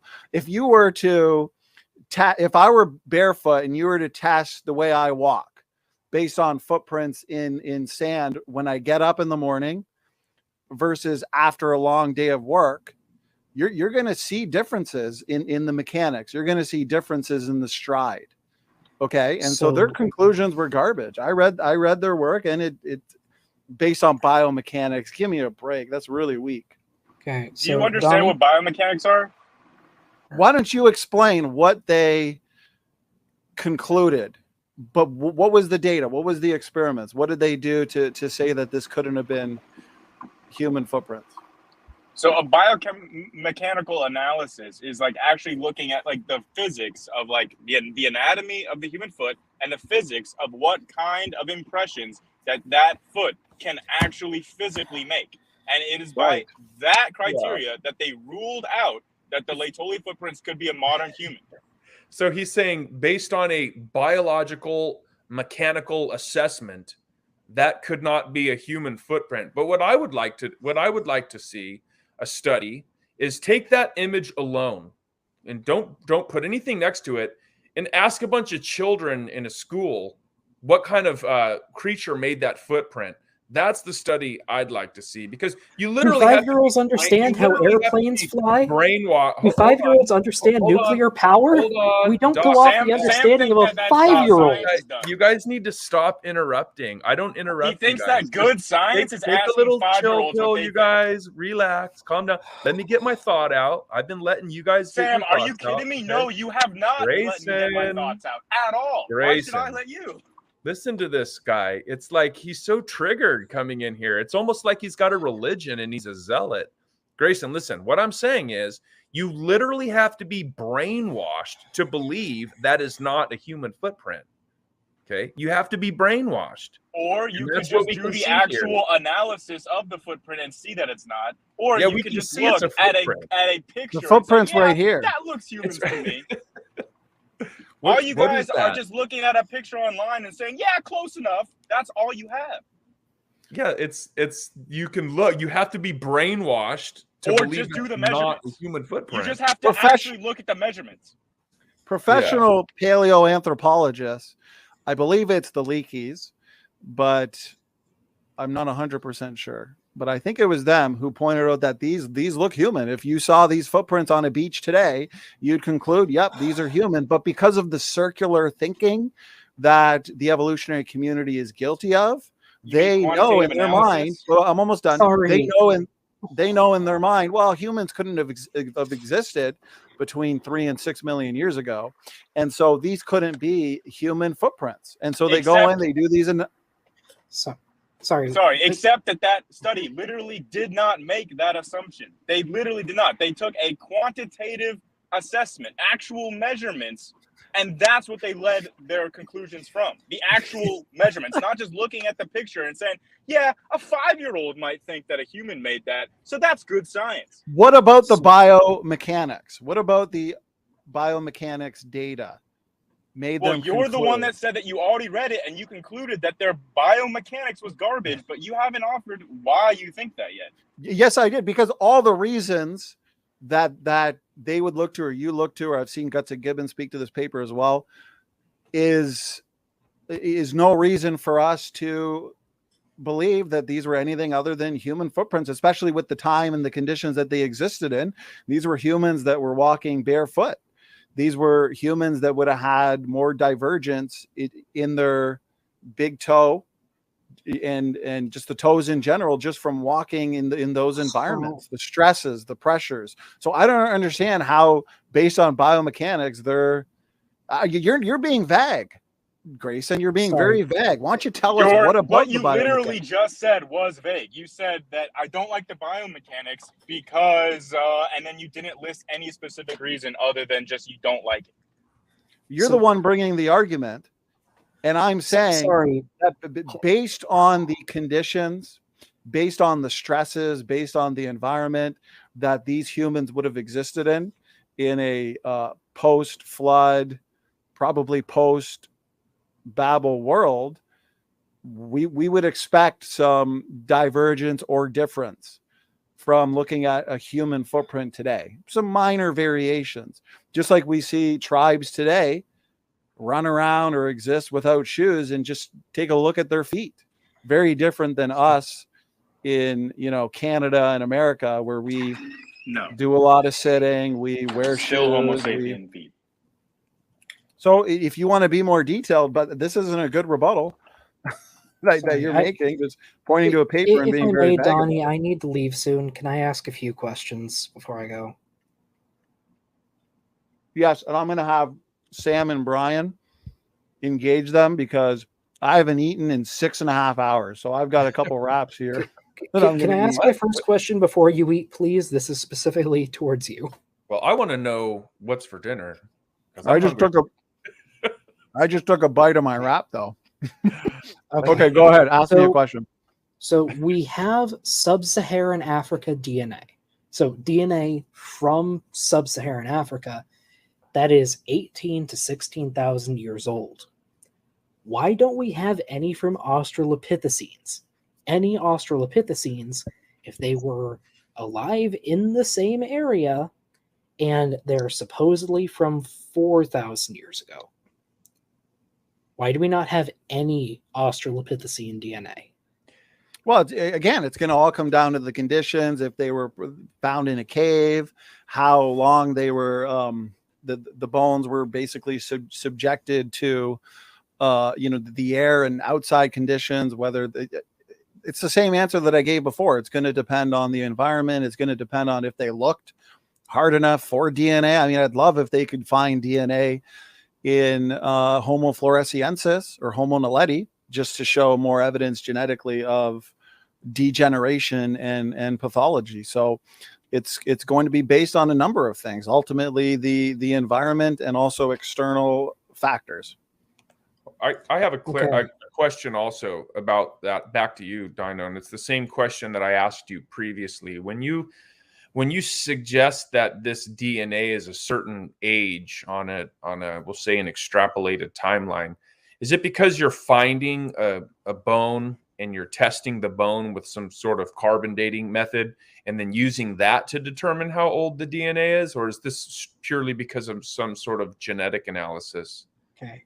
So I don't know for sure. It would have most likely been carbon dating. I'm sorry. I know you guys don't accept it, but it can be used. And then I have one last question. Donnie, could you pull up the link I just posted in the chat? Wait, Doc, hold on. I'm gonna be rhetorical and I'm gonna use your line. Doc, can you make sure that it's a creationist source only? Because I don't accept evolutionary sources.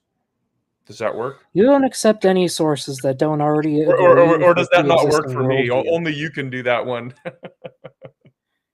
Sorry, Donnie, could you please click the link and pop it up? I just have one last question and then I'm good to go. Okay. Yeah, if you wanted to put it, I can share your screen for you. I'm eating right now, so I'm not going to pull it up on mine, but you can share your screen.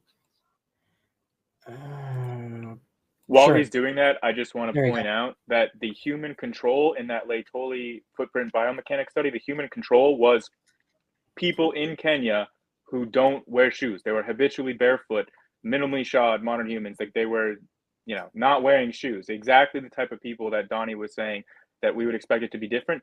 That's who we were comparing the Lyell footprints to and saying, hey, there's no way that these humans can make these footprints biomechanically. Let me ask you about that. No, it's Dr. Dino's time. You can ask me later. Okay. So this creature you guys see on screen, this is specifically for you, Sam, for Brian, and Donnie if he wants to put his answer in the chat because he's eating. What do you think this animal is? Well, if we're just judging by appearance, it's not really going to matter what I think. Oh, wait, but that mattered with the Lyell footprints. It mattered just what you think what 5-year-olds would think. Grayson, please. Yeah, Grayson, I know you're upset and you're clearly emotional, but you've taken what I said about asking a 5-year-old out of context. You literally just said that you can't. Hold on, it doesn't matter what you think. Just look Grayson, at it. Grayson, are we interrupting each other again, or are we letting each other finish our thoughts? Because I know you don't like it when I interrupt you, but you seem to have no problem interrupting me. That's very hypocritical. So okay, at least then let just me answer get my Dr. thought Dino. out. Hold on, grumpy boy. Let me get my thought out, and then you can respond. I mean, listen, maybe you can behave like a child all day long, but the conversation was flowing quite nicely before you joined. So, try to address us like an adult. And Before we'll do the same I to you. joined, Okay. you were getting Sorry, on Dr. please, Dino. really quick. Again, Brian, Grayson, what do you all think you're this doing is? you're causing a distraction. And now my thought process has been interrupted. Is that okay? So then let's just let somebody else talk, Sam. Just let somebody else talk. Well, that would apply to you too. So, what I'm saying is, I can give you Saber-tooth tiger. Thank you. Hold on, I'm answering Doc's question. Okay, I can give you my opinion on what I think that creature might be, but we always continue to go back to a genetic analysis of that. We might find out that it's something entirely different, but it does look to be some sort of cat kind. That's what it appears to be. Okay, so you say cat. Brian says cat. Praise, you can answer too. What do you think this is? I said a long time ago, saber-tooth. Okay. So this is a marsupial known as Thylacosmilus. It's not related to any cats. So I'm just showing here, just because something looks like something does not mean it is that thing. Can I have a question? I'm sorry, Sam, this does take away from your 5-year-old example, because a 5-year-old can say that looks like a saber-toothed cat. That does not make it a saber-toothed cat. That's a fair point, and I'll accept that. But I would say that it's slightly disanalogous, because in the analogy of the footprint, it's either a human footprint or something that's totally different. So you're trying to argue that it's something totally different. I don't have this plethora of options to choose through and something that's seemingly similar, do I? It's one or the other. And so if we're going to go back to the footprint, the clarification questions that I would ask, did you want to address that? It is not completely different. We know what an Australopithecus foot looks like. Those footprints were made by an Australopithecus. Donnie has brought up before that he thinks they're too big to be an Australopithecus. Male Australopithecus, which are what the larger footprint likely belonged to, were about human-sized. They got big. Lucy was abnormally small. Yeah, all you're doing is you're just repeating the same claim. That's the very thing that we're objecting to. So you're saying we know it's a footprint from this thing because we know it's a footprint from this thing, and we're saying, well, no, we disagree with that. And that sexual dimorphism point, where the male Australopithecines are like twice the size of your female Australopithecines, that would be the kind of sexual dimorphism that doesn't exist in any of your extant great apes. And so it's more logical to... Sorry, Donnie, no. Gorillas are even worse. Male gorillas can be up to 3 times the mass of female gorillas. The same is true for orangutans. This is common in extant primates. So you're looking at a female Australopithecine, okay, like Lucy, who Yes. some say was between what, 3.5 to 4 feet? About 3.5 feet. Okay. And then your male Australopithecine, in order to make those footprints, if I remember correctly, somewhere between like a size 10 footprint. How tall would that have to be? Can't say for sure how tall they would have to be, but what I'm sharing now is a diagram of a female human, a male Australopithecus, and a female Australopithecus, and a chimp. A So male can I- Australopithecus could be up to about 5.5 feet tall. So can I pause you really quick, because this is where Grayson is going to need to answer the question that I was asking. And so when Grayson is talking about a biomechanical analysis, there's a lot of things that are going to need to be considered. And one of those things would be the height, the stride, whether it was carrying a load, the rate at which it was traveling, the conditions of the soil.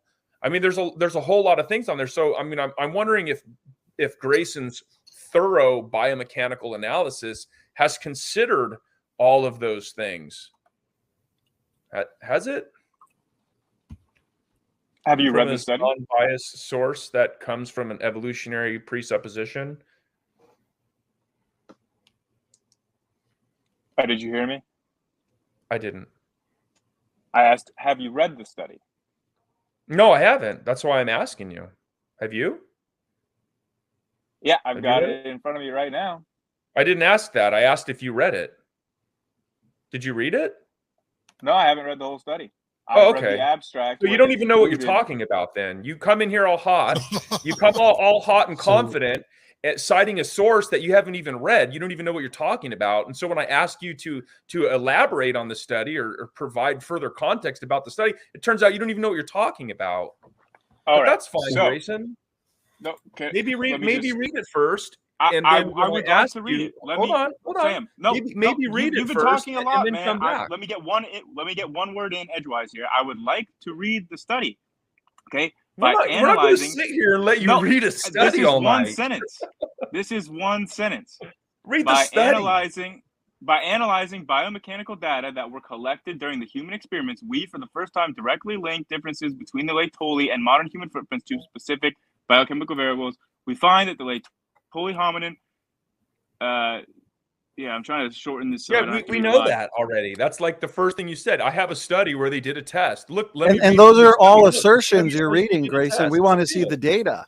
We find that the Laetoli hominin probably used a more flat position at foot strike than modern humans when walking bipedally.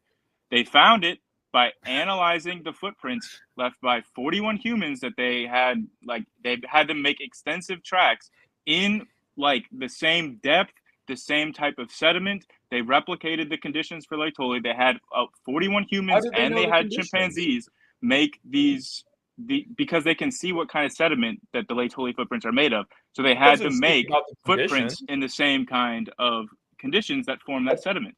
Hold on. And they had to make it to the same depth, which controls for things such as whether you're running, if you're carrying things, if you're making the same footprints with the same stride at the same depth, then you're controlling for those variables. And they compared and they found Grayson. Yes. You're just running on and on and on. You're not engaging, right? But do you understand how I just answered your question? You're making a bunch. Hold on. Listen. You're making a bunch of statements that sound good, but you just said you hadn't read the study. So it's not like I haven't study, dude. You don't even know what you're talking about. You've been called out on doing this before. Sam, this isn't the it's first not like time. I just haven't read any part of this study before, okay? I read the abstract, I read their conclusions, I looked at their methods, and then I sent it. Have I read every single paragraph to answer every single question that you can come up with? I don't think that's realistic. Well, it is if you wanted to, if you present. Well, why would it not be realistic to read the entirety of the paper? That's not a I got a study. Not a particularly challenging task. It sounds like you just Googled, how do we debunk young Earth creationist interpretation of Laetoli footprint? First paper that comes up, bang, debunked. Yep, debunk. Let me make a video and call it debunked and put it on my YouTube an channel. actually accurate depiction of what happened. I remembered this study. You brought up Laetoli footprints. I'm saying I know I've seen a biomechanical analysis of Laetoli footprints. I Googled that. I read the abstract, made sure that it concluded what I remembered it concluded. Right, what you and wanted. And then I started sending it. Right. Hey, look, I found a study. I read the abstract and the conclusion. It says what I want. And I'm going to come up and I'm going to get all hot and bothered and yell at everyone and present it.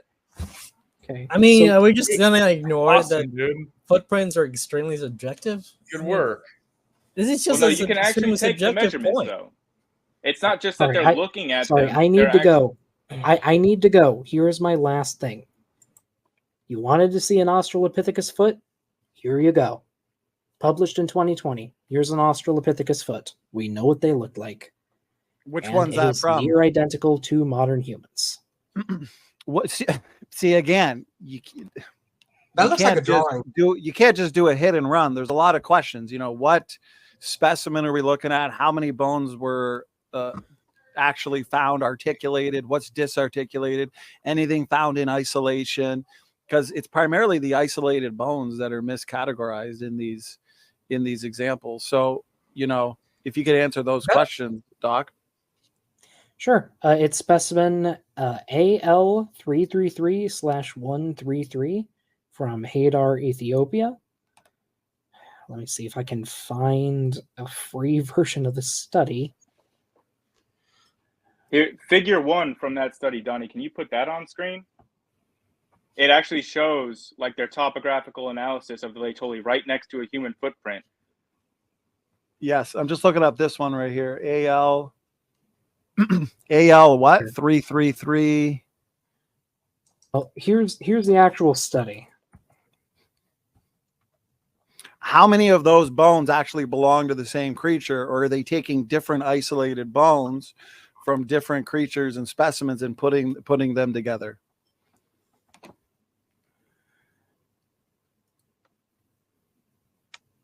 Sorry, I'm reading. Well, because if you look at the numbering, I got to put it full screen. If you look at the numbering, you've got, 1 AL33355. So you can look at the 1 and see which one's from there. Then you've got AL333147, the talus, the partial for. So it looks like it's different isolated bones being put together to infer, okay, this is what the foot. Brian, I see you nodding. Is that what it looks like to you as well, brother? Okay. So reading what they say in the paper, this is a composite of foot bones we have from Australopithecus afarensis. Right. But that's what I've been saying the whole time is we have many isolated, especially with feet. We have many isolated foot bones. And especially with Lucy, I believe there's a knee joint as well that was found isolated miles and miles away where Lucy was found. And it's these isolated bones that get mixed in with your Australopithecine type that actually belong to different creatures. Yeah, don't make me get sea science in here. I'm wondering if this was found in pieces, was this put together based on an evolutionary assumption about how the foot should look? So was it found together? No, it wasn't. It's a composite. What this foot is a composite. That means that we have foot bones that are associated with Australopithecus afarensis specimens. We took a bunch of those foot bones and used them to reconstruct the foot. This is done all the time in paleontology. Yeah, and it's where the same species, their feet are going to look essentially the same. It's based on your assumption. Putting the pieces together. It should look like, and then you piece it together based on that. If you watch that video that I sent or that I posted, Doc, from Lee Berger, where he pointed out the possibility of Lucy being chimeric, he points out that the 333 site, the AL333, was discovered, well, he pointed in 1974, just basics, but he says they found the remains of over 13 individuals. And so one example is the one of the vertebra, baboon bone, was mixed in. One of the knee joint was actually an isolated find. Many pointed out that knee joint looks identical to a human knee joint. And so a lot of these sites, you're not just finding, one creature or one organism, you're finding 13 in this case. Sometimes you're finding, 20 individuals. With Sediba, multiple individuals as well in the same find.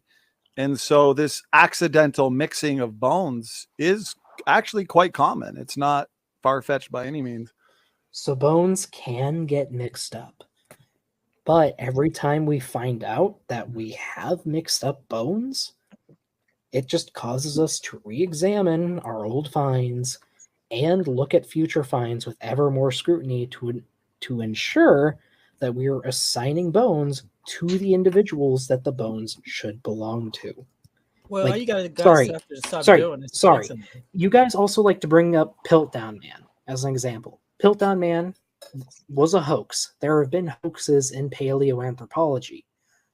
But who figures out that they're hoaxes? It's paleoanthropologists.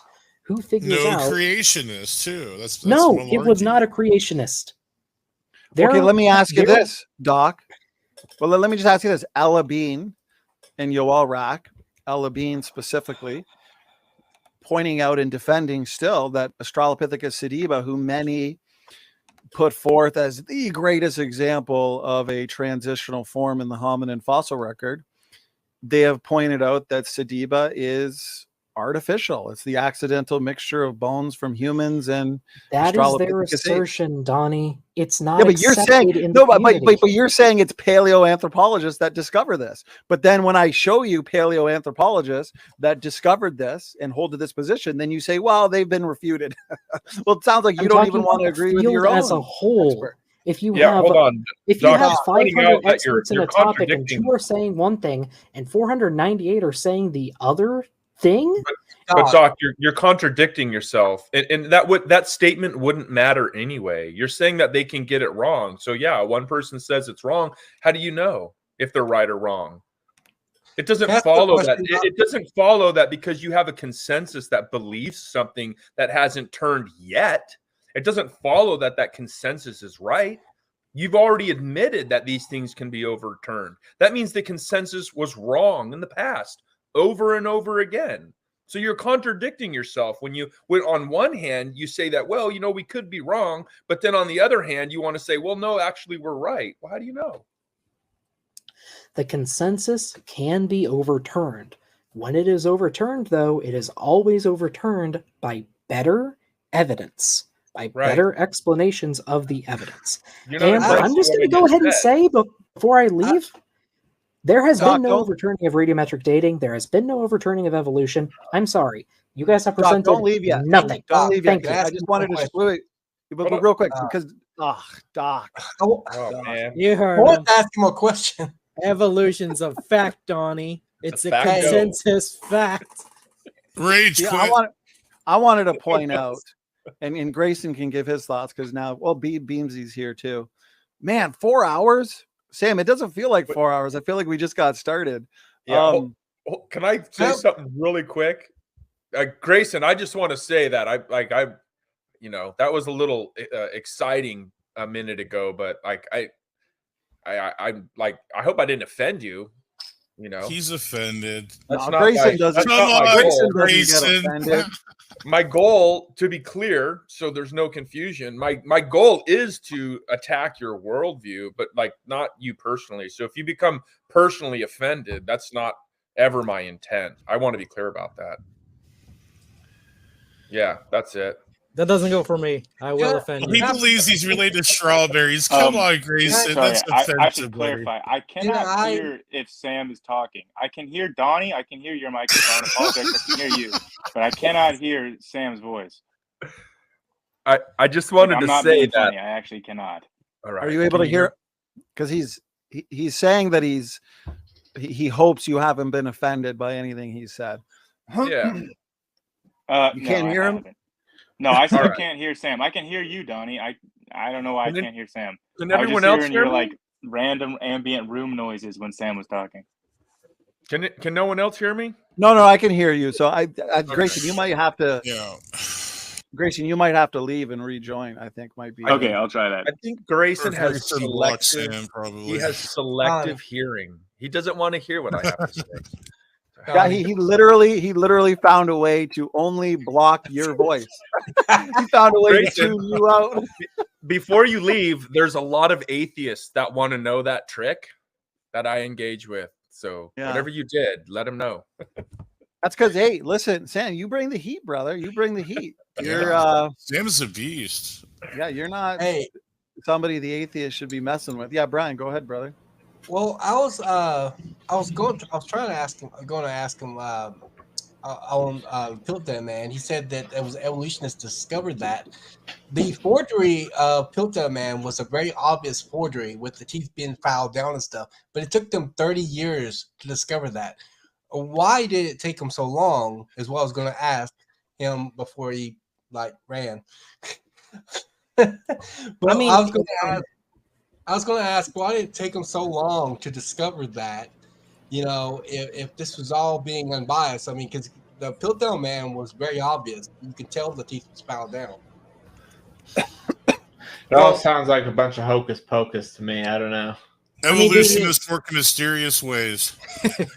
Well, the thing is, even your baboon vertebra, right? They'll often say, "Oh, but it was us, the evolutionists. It was the paleoanthropological community that discovered this discrepancy." But why did it take them 40 years? And so when they look to the next best example, like Littlefoot, right, which we still don't have a sophisticated analysis of, we're waiting for that. It's like, well, let's wait 40, 50 years and see if it even stands the test of time. Because oftentimes these discrepancies take 40 years. I mean, they're literally admitting they can't find the evidence, so they're just gonna decide to make it up by shuffling some bones. So on Piltdown Man, a comprehensive investigation was not conducted on Piltdown Man until 1953, and then it was just a year later in 1954 that it was officially exposed as a forgery. So it was 1 year after they only did 1 year for a comprehensive investigation. But doesn't that show there's some really bad actors coming from the atheist community in academia, and that should be alarming. Good point, point, but actually, whenever there's forgeries or hoaxes, they get debunked by others in the field, through peer review, through the other scientists are the ones debunking them. Yeah, but these people haven't gone away. That's not necessarily true. Sam, I can hear you now. I switched from my phone to my laptop, so we're all good. He says he loves you, Grayson.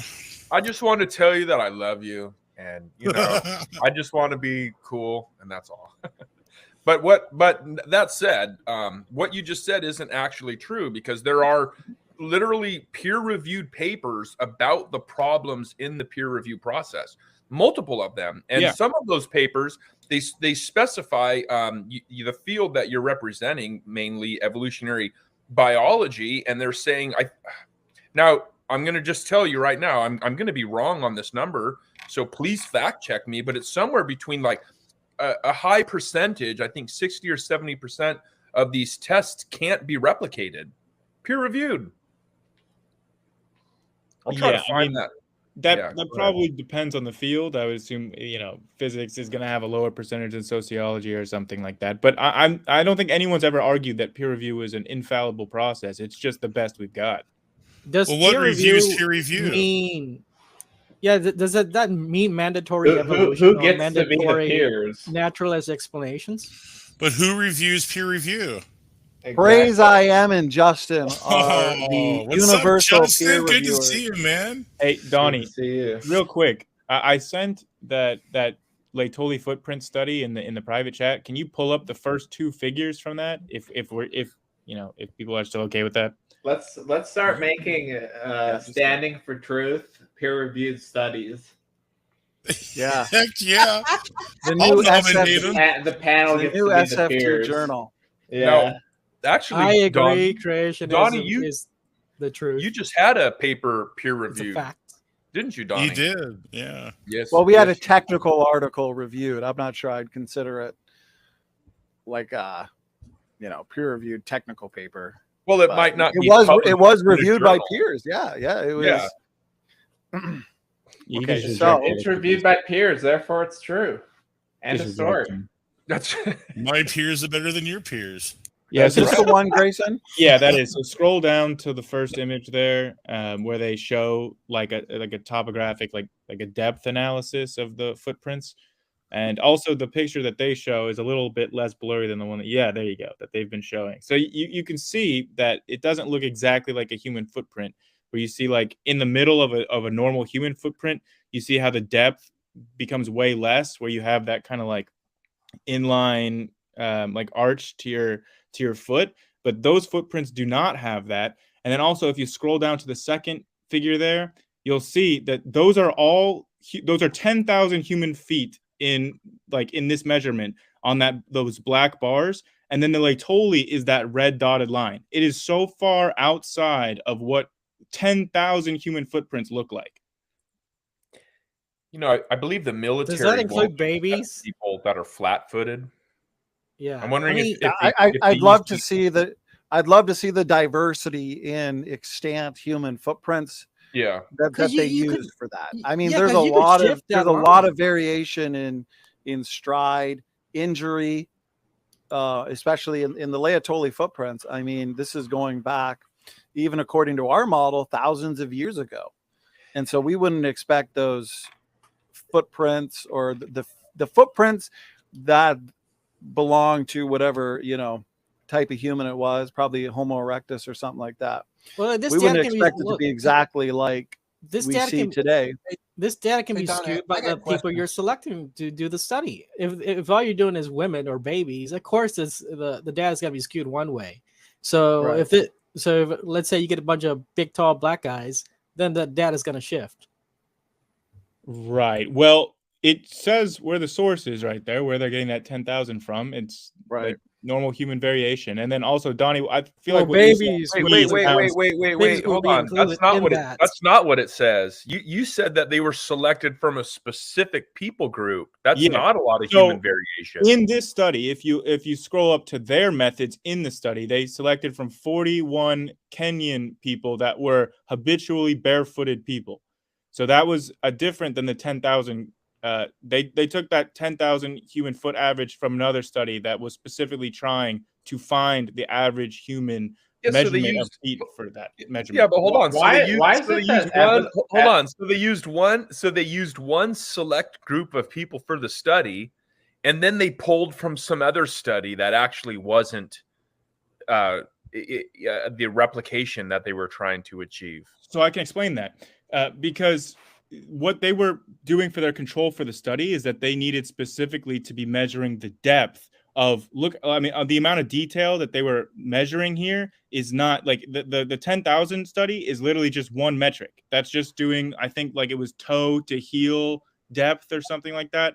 It was just one number that they did for 10,000 people. They needed a lot more than just one number. They needed a huge amount of data points for each footprint.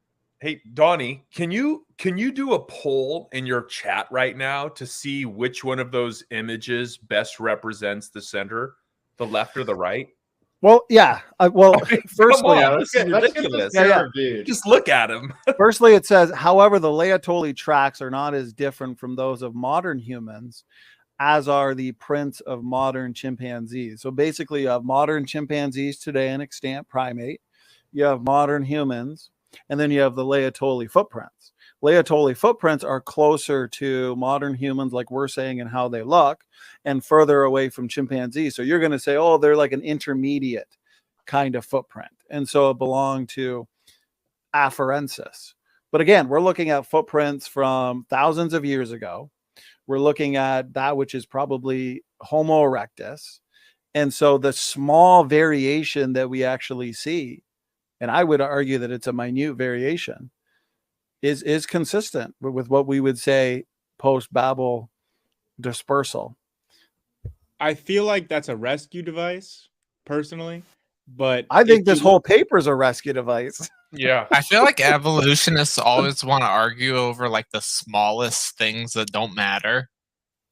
Yeah, it's like just just strange honest to me. Like, evidence. right? This is not just something that doesn't matter. This is what Donnie put forward. The Laetoli footprints are evidence that humans and Australopithecus coexisted.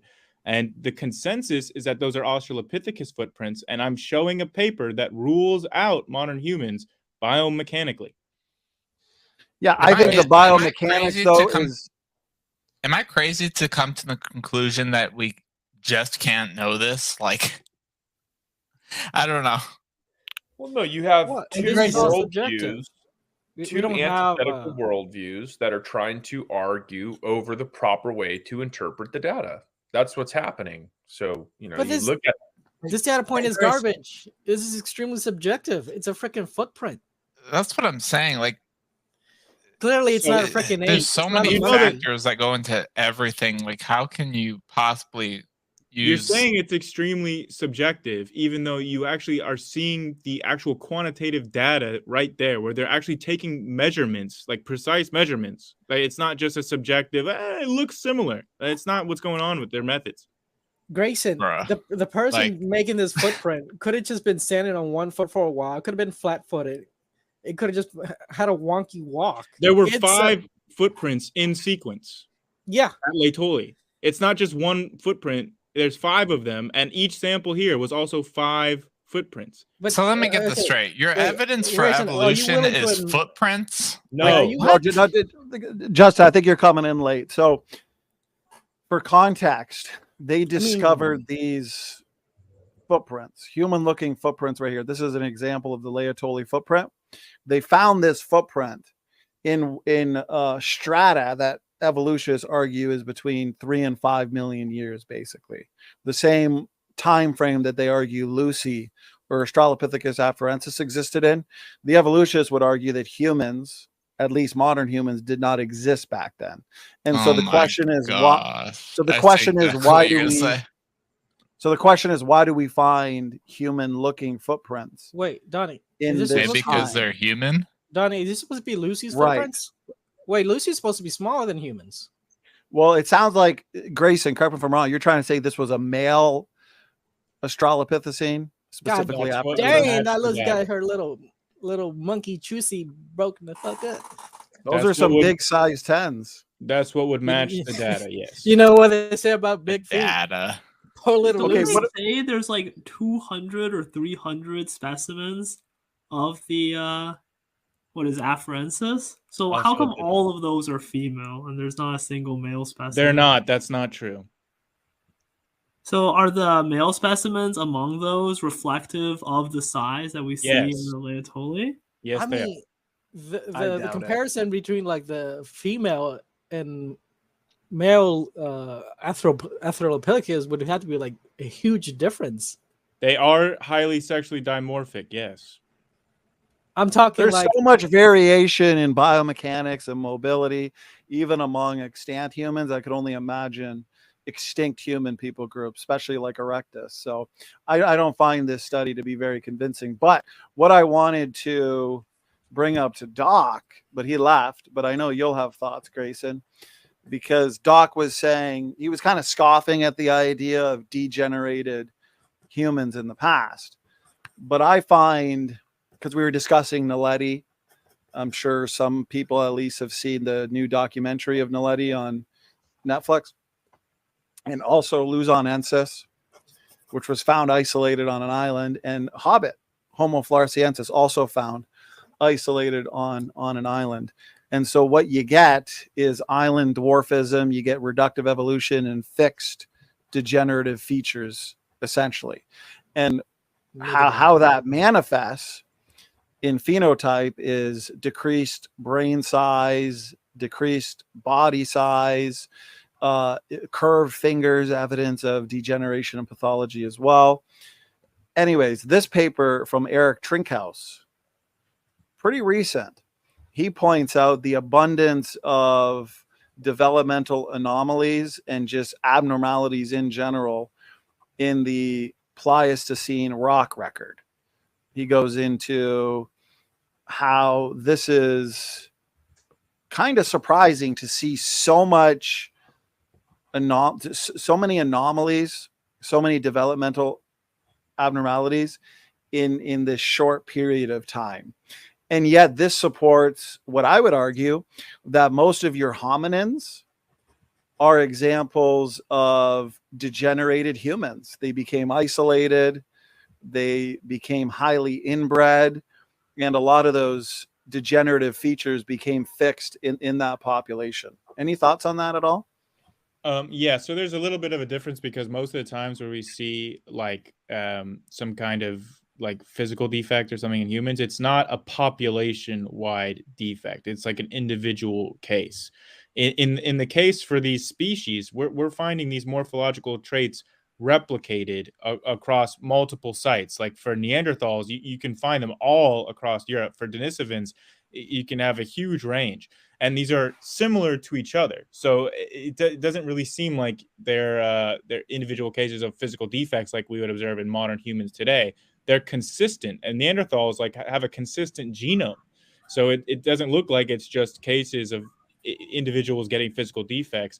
And for why we see more like a high population of physical defects in the Pleistocene, and I believe that that's a cultural phenomenon, where a lot of Pleistocene tribes in the Eurasian steppe would bury, like if there was people born with a defect among them, like dwarfism or like some sort of physical defect, that they were known to treat these people as sort of like sacred or like, you know, supernatural in some way. They would, or at least privileged in their society, where they would take care of them, and they would be like, they would receive like a burial beyond that of like a regular person whenever they pass. So this seems like a cultural phenomenon. Okay, I appreciate those points. Let me start kind of backwards, and I'll move to Neanderthals. When we have a small population like we see with Hobbit or Luzonensis, okay, where basically you just have a couple individuals that make their way to an island. Well, those individuals being the founders of all descendants, the features of those individuals can become fixed, which is why we would see, like on that island, basically with Floresiensis, we see population-wide degenerative features. We see the small brain size, the small bodies. We can tell that, well, even on islands, we see dwarfed elephants. We see animals experience the same kind of reductive evolution, because natural selection will, over time, shrink the brain, especially on islands, because there's not as much food and resources available. And so that's actually beneficial in a way, because now the creature, let's say Hobbit in this case, doesn't need as much food and resources to survive. So in that environment, brain size, a smaller brain size is actually kind of a good thing. Okay, but it's still reductive. It's degenerative overall. But everybody in that population has that. And here, Chris Stringer, he recognizes the role of these founder effects from inbreeding in small isolated human populations. And so he says, after the remarkable finds of the minute Homo floresiensis, he said that the experiment in human evolution conducted on Flores could have been repeated on many of the other islands in the region. And he says this speculation has seemingly been confirmed on the island of Luzon. So anyways, in a nutshell, as a creationist, that's what we would say. After the Tower of Babel, you had people groups migrating to different parts of the earth, and some would get stuck on islands. Others would get stuck in localized regions like we see with Naledi. And due to them existing in a small population, they're isolated for a while. They become the inbreeding basically takes place. They would get these fixed degenerative features. With Neanderthals, you made an interesting point that we find Neanderthals in many different places on the globe. But one could say Neanderthals started off as just a small nomadic tribe, or even just a single family that migrated or broke off from a larger population. Okay. Over time, that group became more and more homozygous genetically, more and more inbred.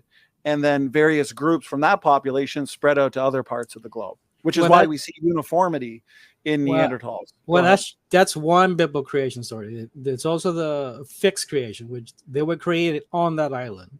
For example, wait. So Hobbit was created with island dwarfism? Oh, let's not humor him, Donnie.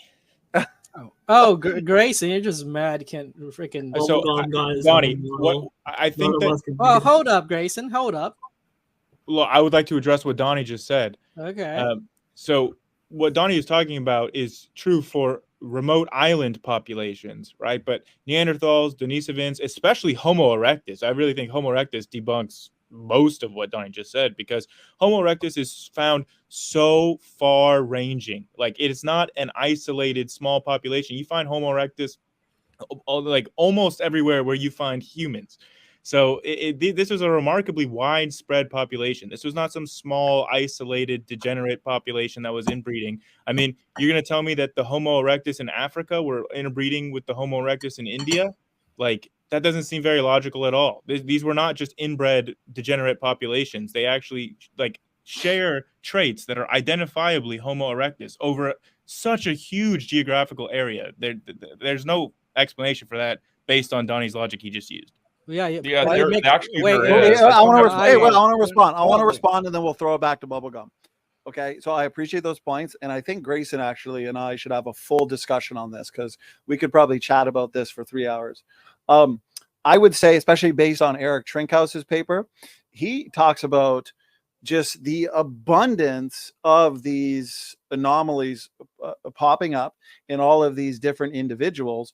But like you're saying, yeah, these individuals are spread out over a decent amount of geography. But in that time period, in all the environmental conditions that they existed in, they were subjected to what?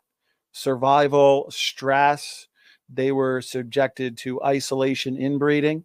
And so, yeah, even with erectus, you could have different groups of these humans basically existing in isolation, and therefore becoming highly inbred, basically, because it's the features, the phenotypic features that we see, especially in erectus. We see the small brain size as well. We see a lot of the pathology in erectus that we also see with Hobbit. That's why even some in the paleo community, they've argued that Hobbit is a more degenerated form of erectus. But to your point, Grace, and I think it's a good point, we also see variation in Neanderthals. We see variation in erectus.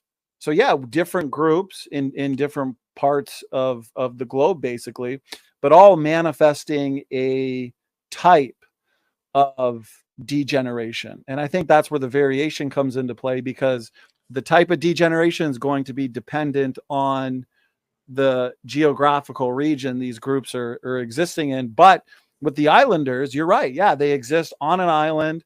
They're very much isolated. It's not like you find Hobbit on the island of Flores, but then also on another island and another island. No, you just have them isolated on Flores.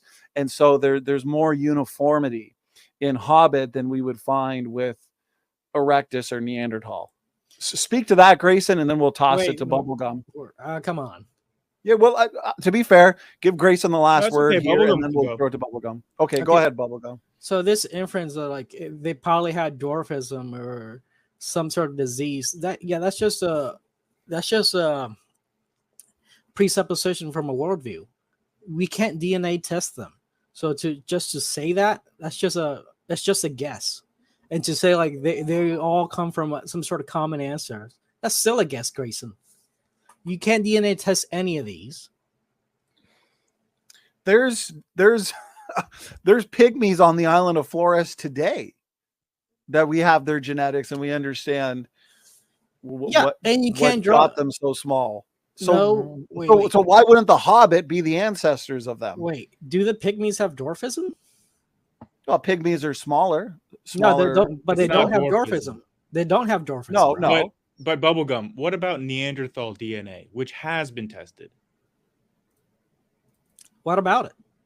It's clearly not Homo sapien, yet you do realize we can interbreed with them.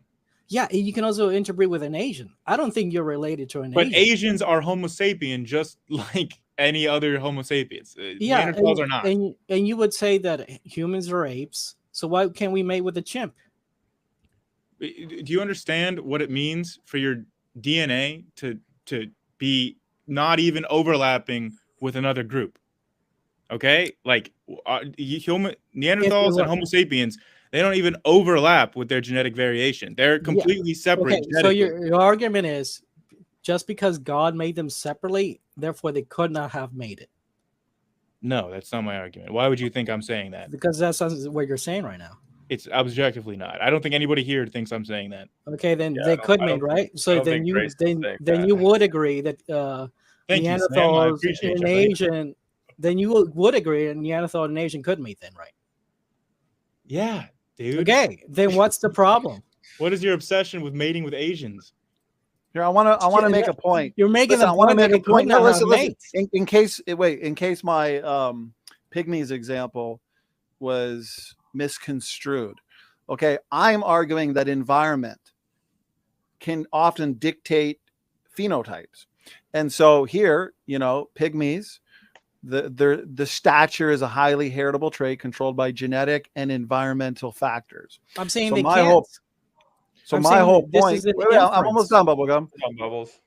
My whole point is the Pleistocene fossil record, which we would argue is basically the post-flood and post-Babel world. Okay, where you have these different people groups going to different parts of the globe, and environment is dictating the phenotypes of a lot of these humans. And so you can look at the Hobbit phenotype, you can look at the Naledi phenotype, Neanderthal phenotype, and it is all going to be based on environment. It's going to be based on inbreeding. It's going to be based on isolation. And we understand the nature of founder effects, that these features can become fixed in that population. Bubblegum, you're saying that they were created that way. They were created with pathology. I mean, that's just kind of bizarre. Pathology. Nobody's saying the pygmies have some sort of pathology. Not the pygmies, but we understand that the Hobbit, the brain size of the Hobbit, could only be explained through island dwarfism. Wait, could only be explained? Well, they're existing in isolation on an island in a small population. Can you DNA test the hobbits? Donnie, I pretty much agreed with you all the way up until that last point, but that last point assumes that they all started as the same humans.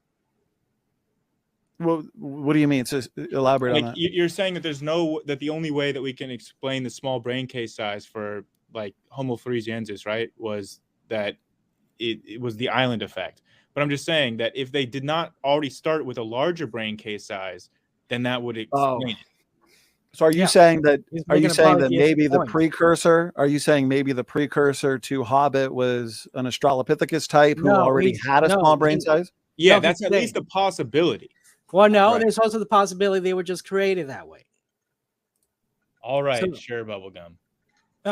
Grayson, do you want to provide to us any of these transitions? You guys don't have any genetic evidence. All you have is inferences from your worldview. You have zero genetic evidence. So let me just make this clear, all right? If you did a genetic test on a brother and a sister, you could logically conclude that they shared a common parent. You do not need the DNA of the parent to verify this. You just need the brother and sister DNA. Hey, Grayson, can you provide us a genetic comparison between like an Aboriginal and, I don't know, a Japanese, and actually come to like some last common ancestor from that? Sure, yeah. And what would that be? There's a 2004 paper on the identical ancestor point for the entire human race. So you can just look at that. That is a calculation based on our current sequence DNA that shows like when the last common ancestor for all the living humans on Earth was. Yeah. And what would that be? What would that be based off the timeline when you say when? So you're not arguing that all humans have a bottleneck down to a common ancestor, but you would disagree that it's one man and a woman, right? Or at least a small family after the flood. But what would that timeline be based off of? For a second, wait 1 second. Grayson is not saying that the Aboriginals came from like an Asian population. He's saying the Aboriginals had some sort of advanced technology that allowed them to travel from Africa to the Australian Islands. That's not what I'm saying, Bubblegum. Again, you misconstrue. Oh, how did they get there? How did they get there? Do you know what Sundaland is? Are you familiar with that term? Sundaland. What is it? Sam, I have to go. All right, hold on 1 second. All right, Brian, you want any last words? Yeah, this has been fun. I enjoyed myself. I enjoyed the conversation. It's been great. Thanks for letting me participate in this. It's awesome. Continue up doing the good work and these open mics. They're awesome. Brian, I appreciate your participation, brother. Hope you had fun. Sounds like you had fun. We always have a blast in these 4.5 hours. Really does fly by. So, Brian, you're always welcome, my brother. God bless, man. I'm getting tired. I gotta Take care, go. Brian. Okay, Donnie, can I share my screen there? God bless. Okay, so Bubblegum, this is Sundaland, right?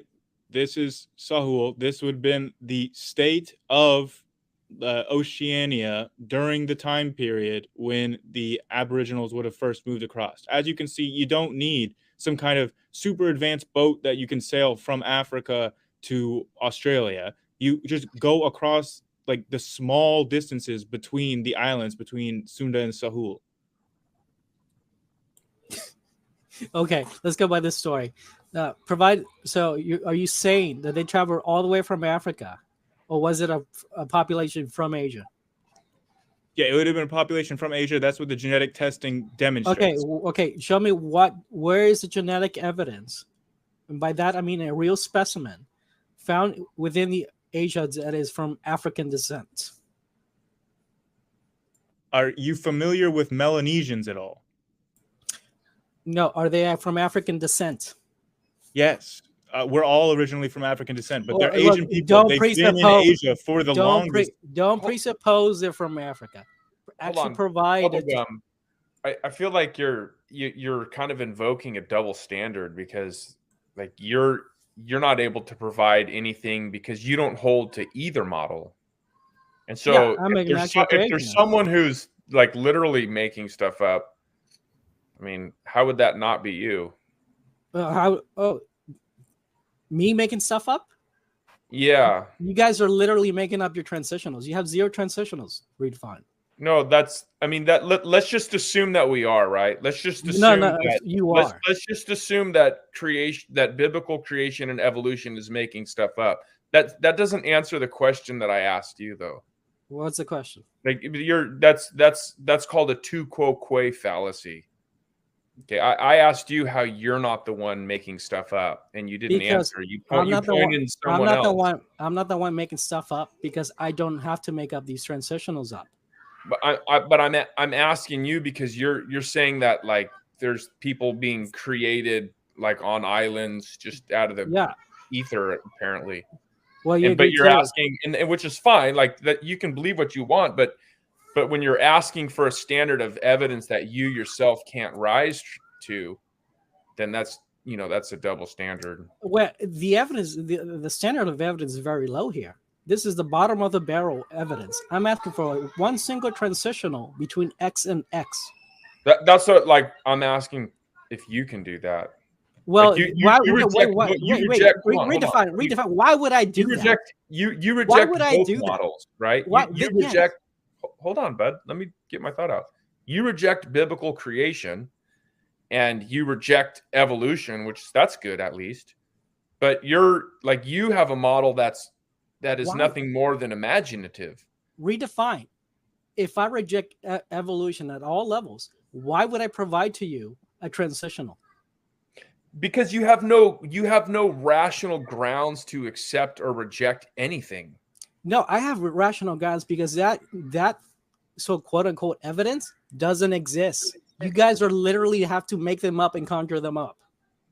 And I'm saying, even if that was the case, the case. That doesn't answer the question for you. And I'm asking you to answer that question.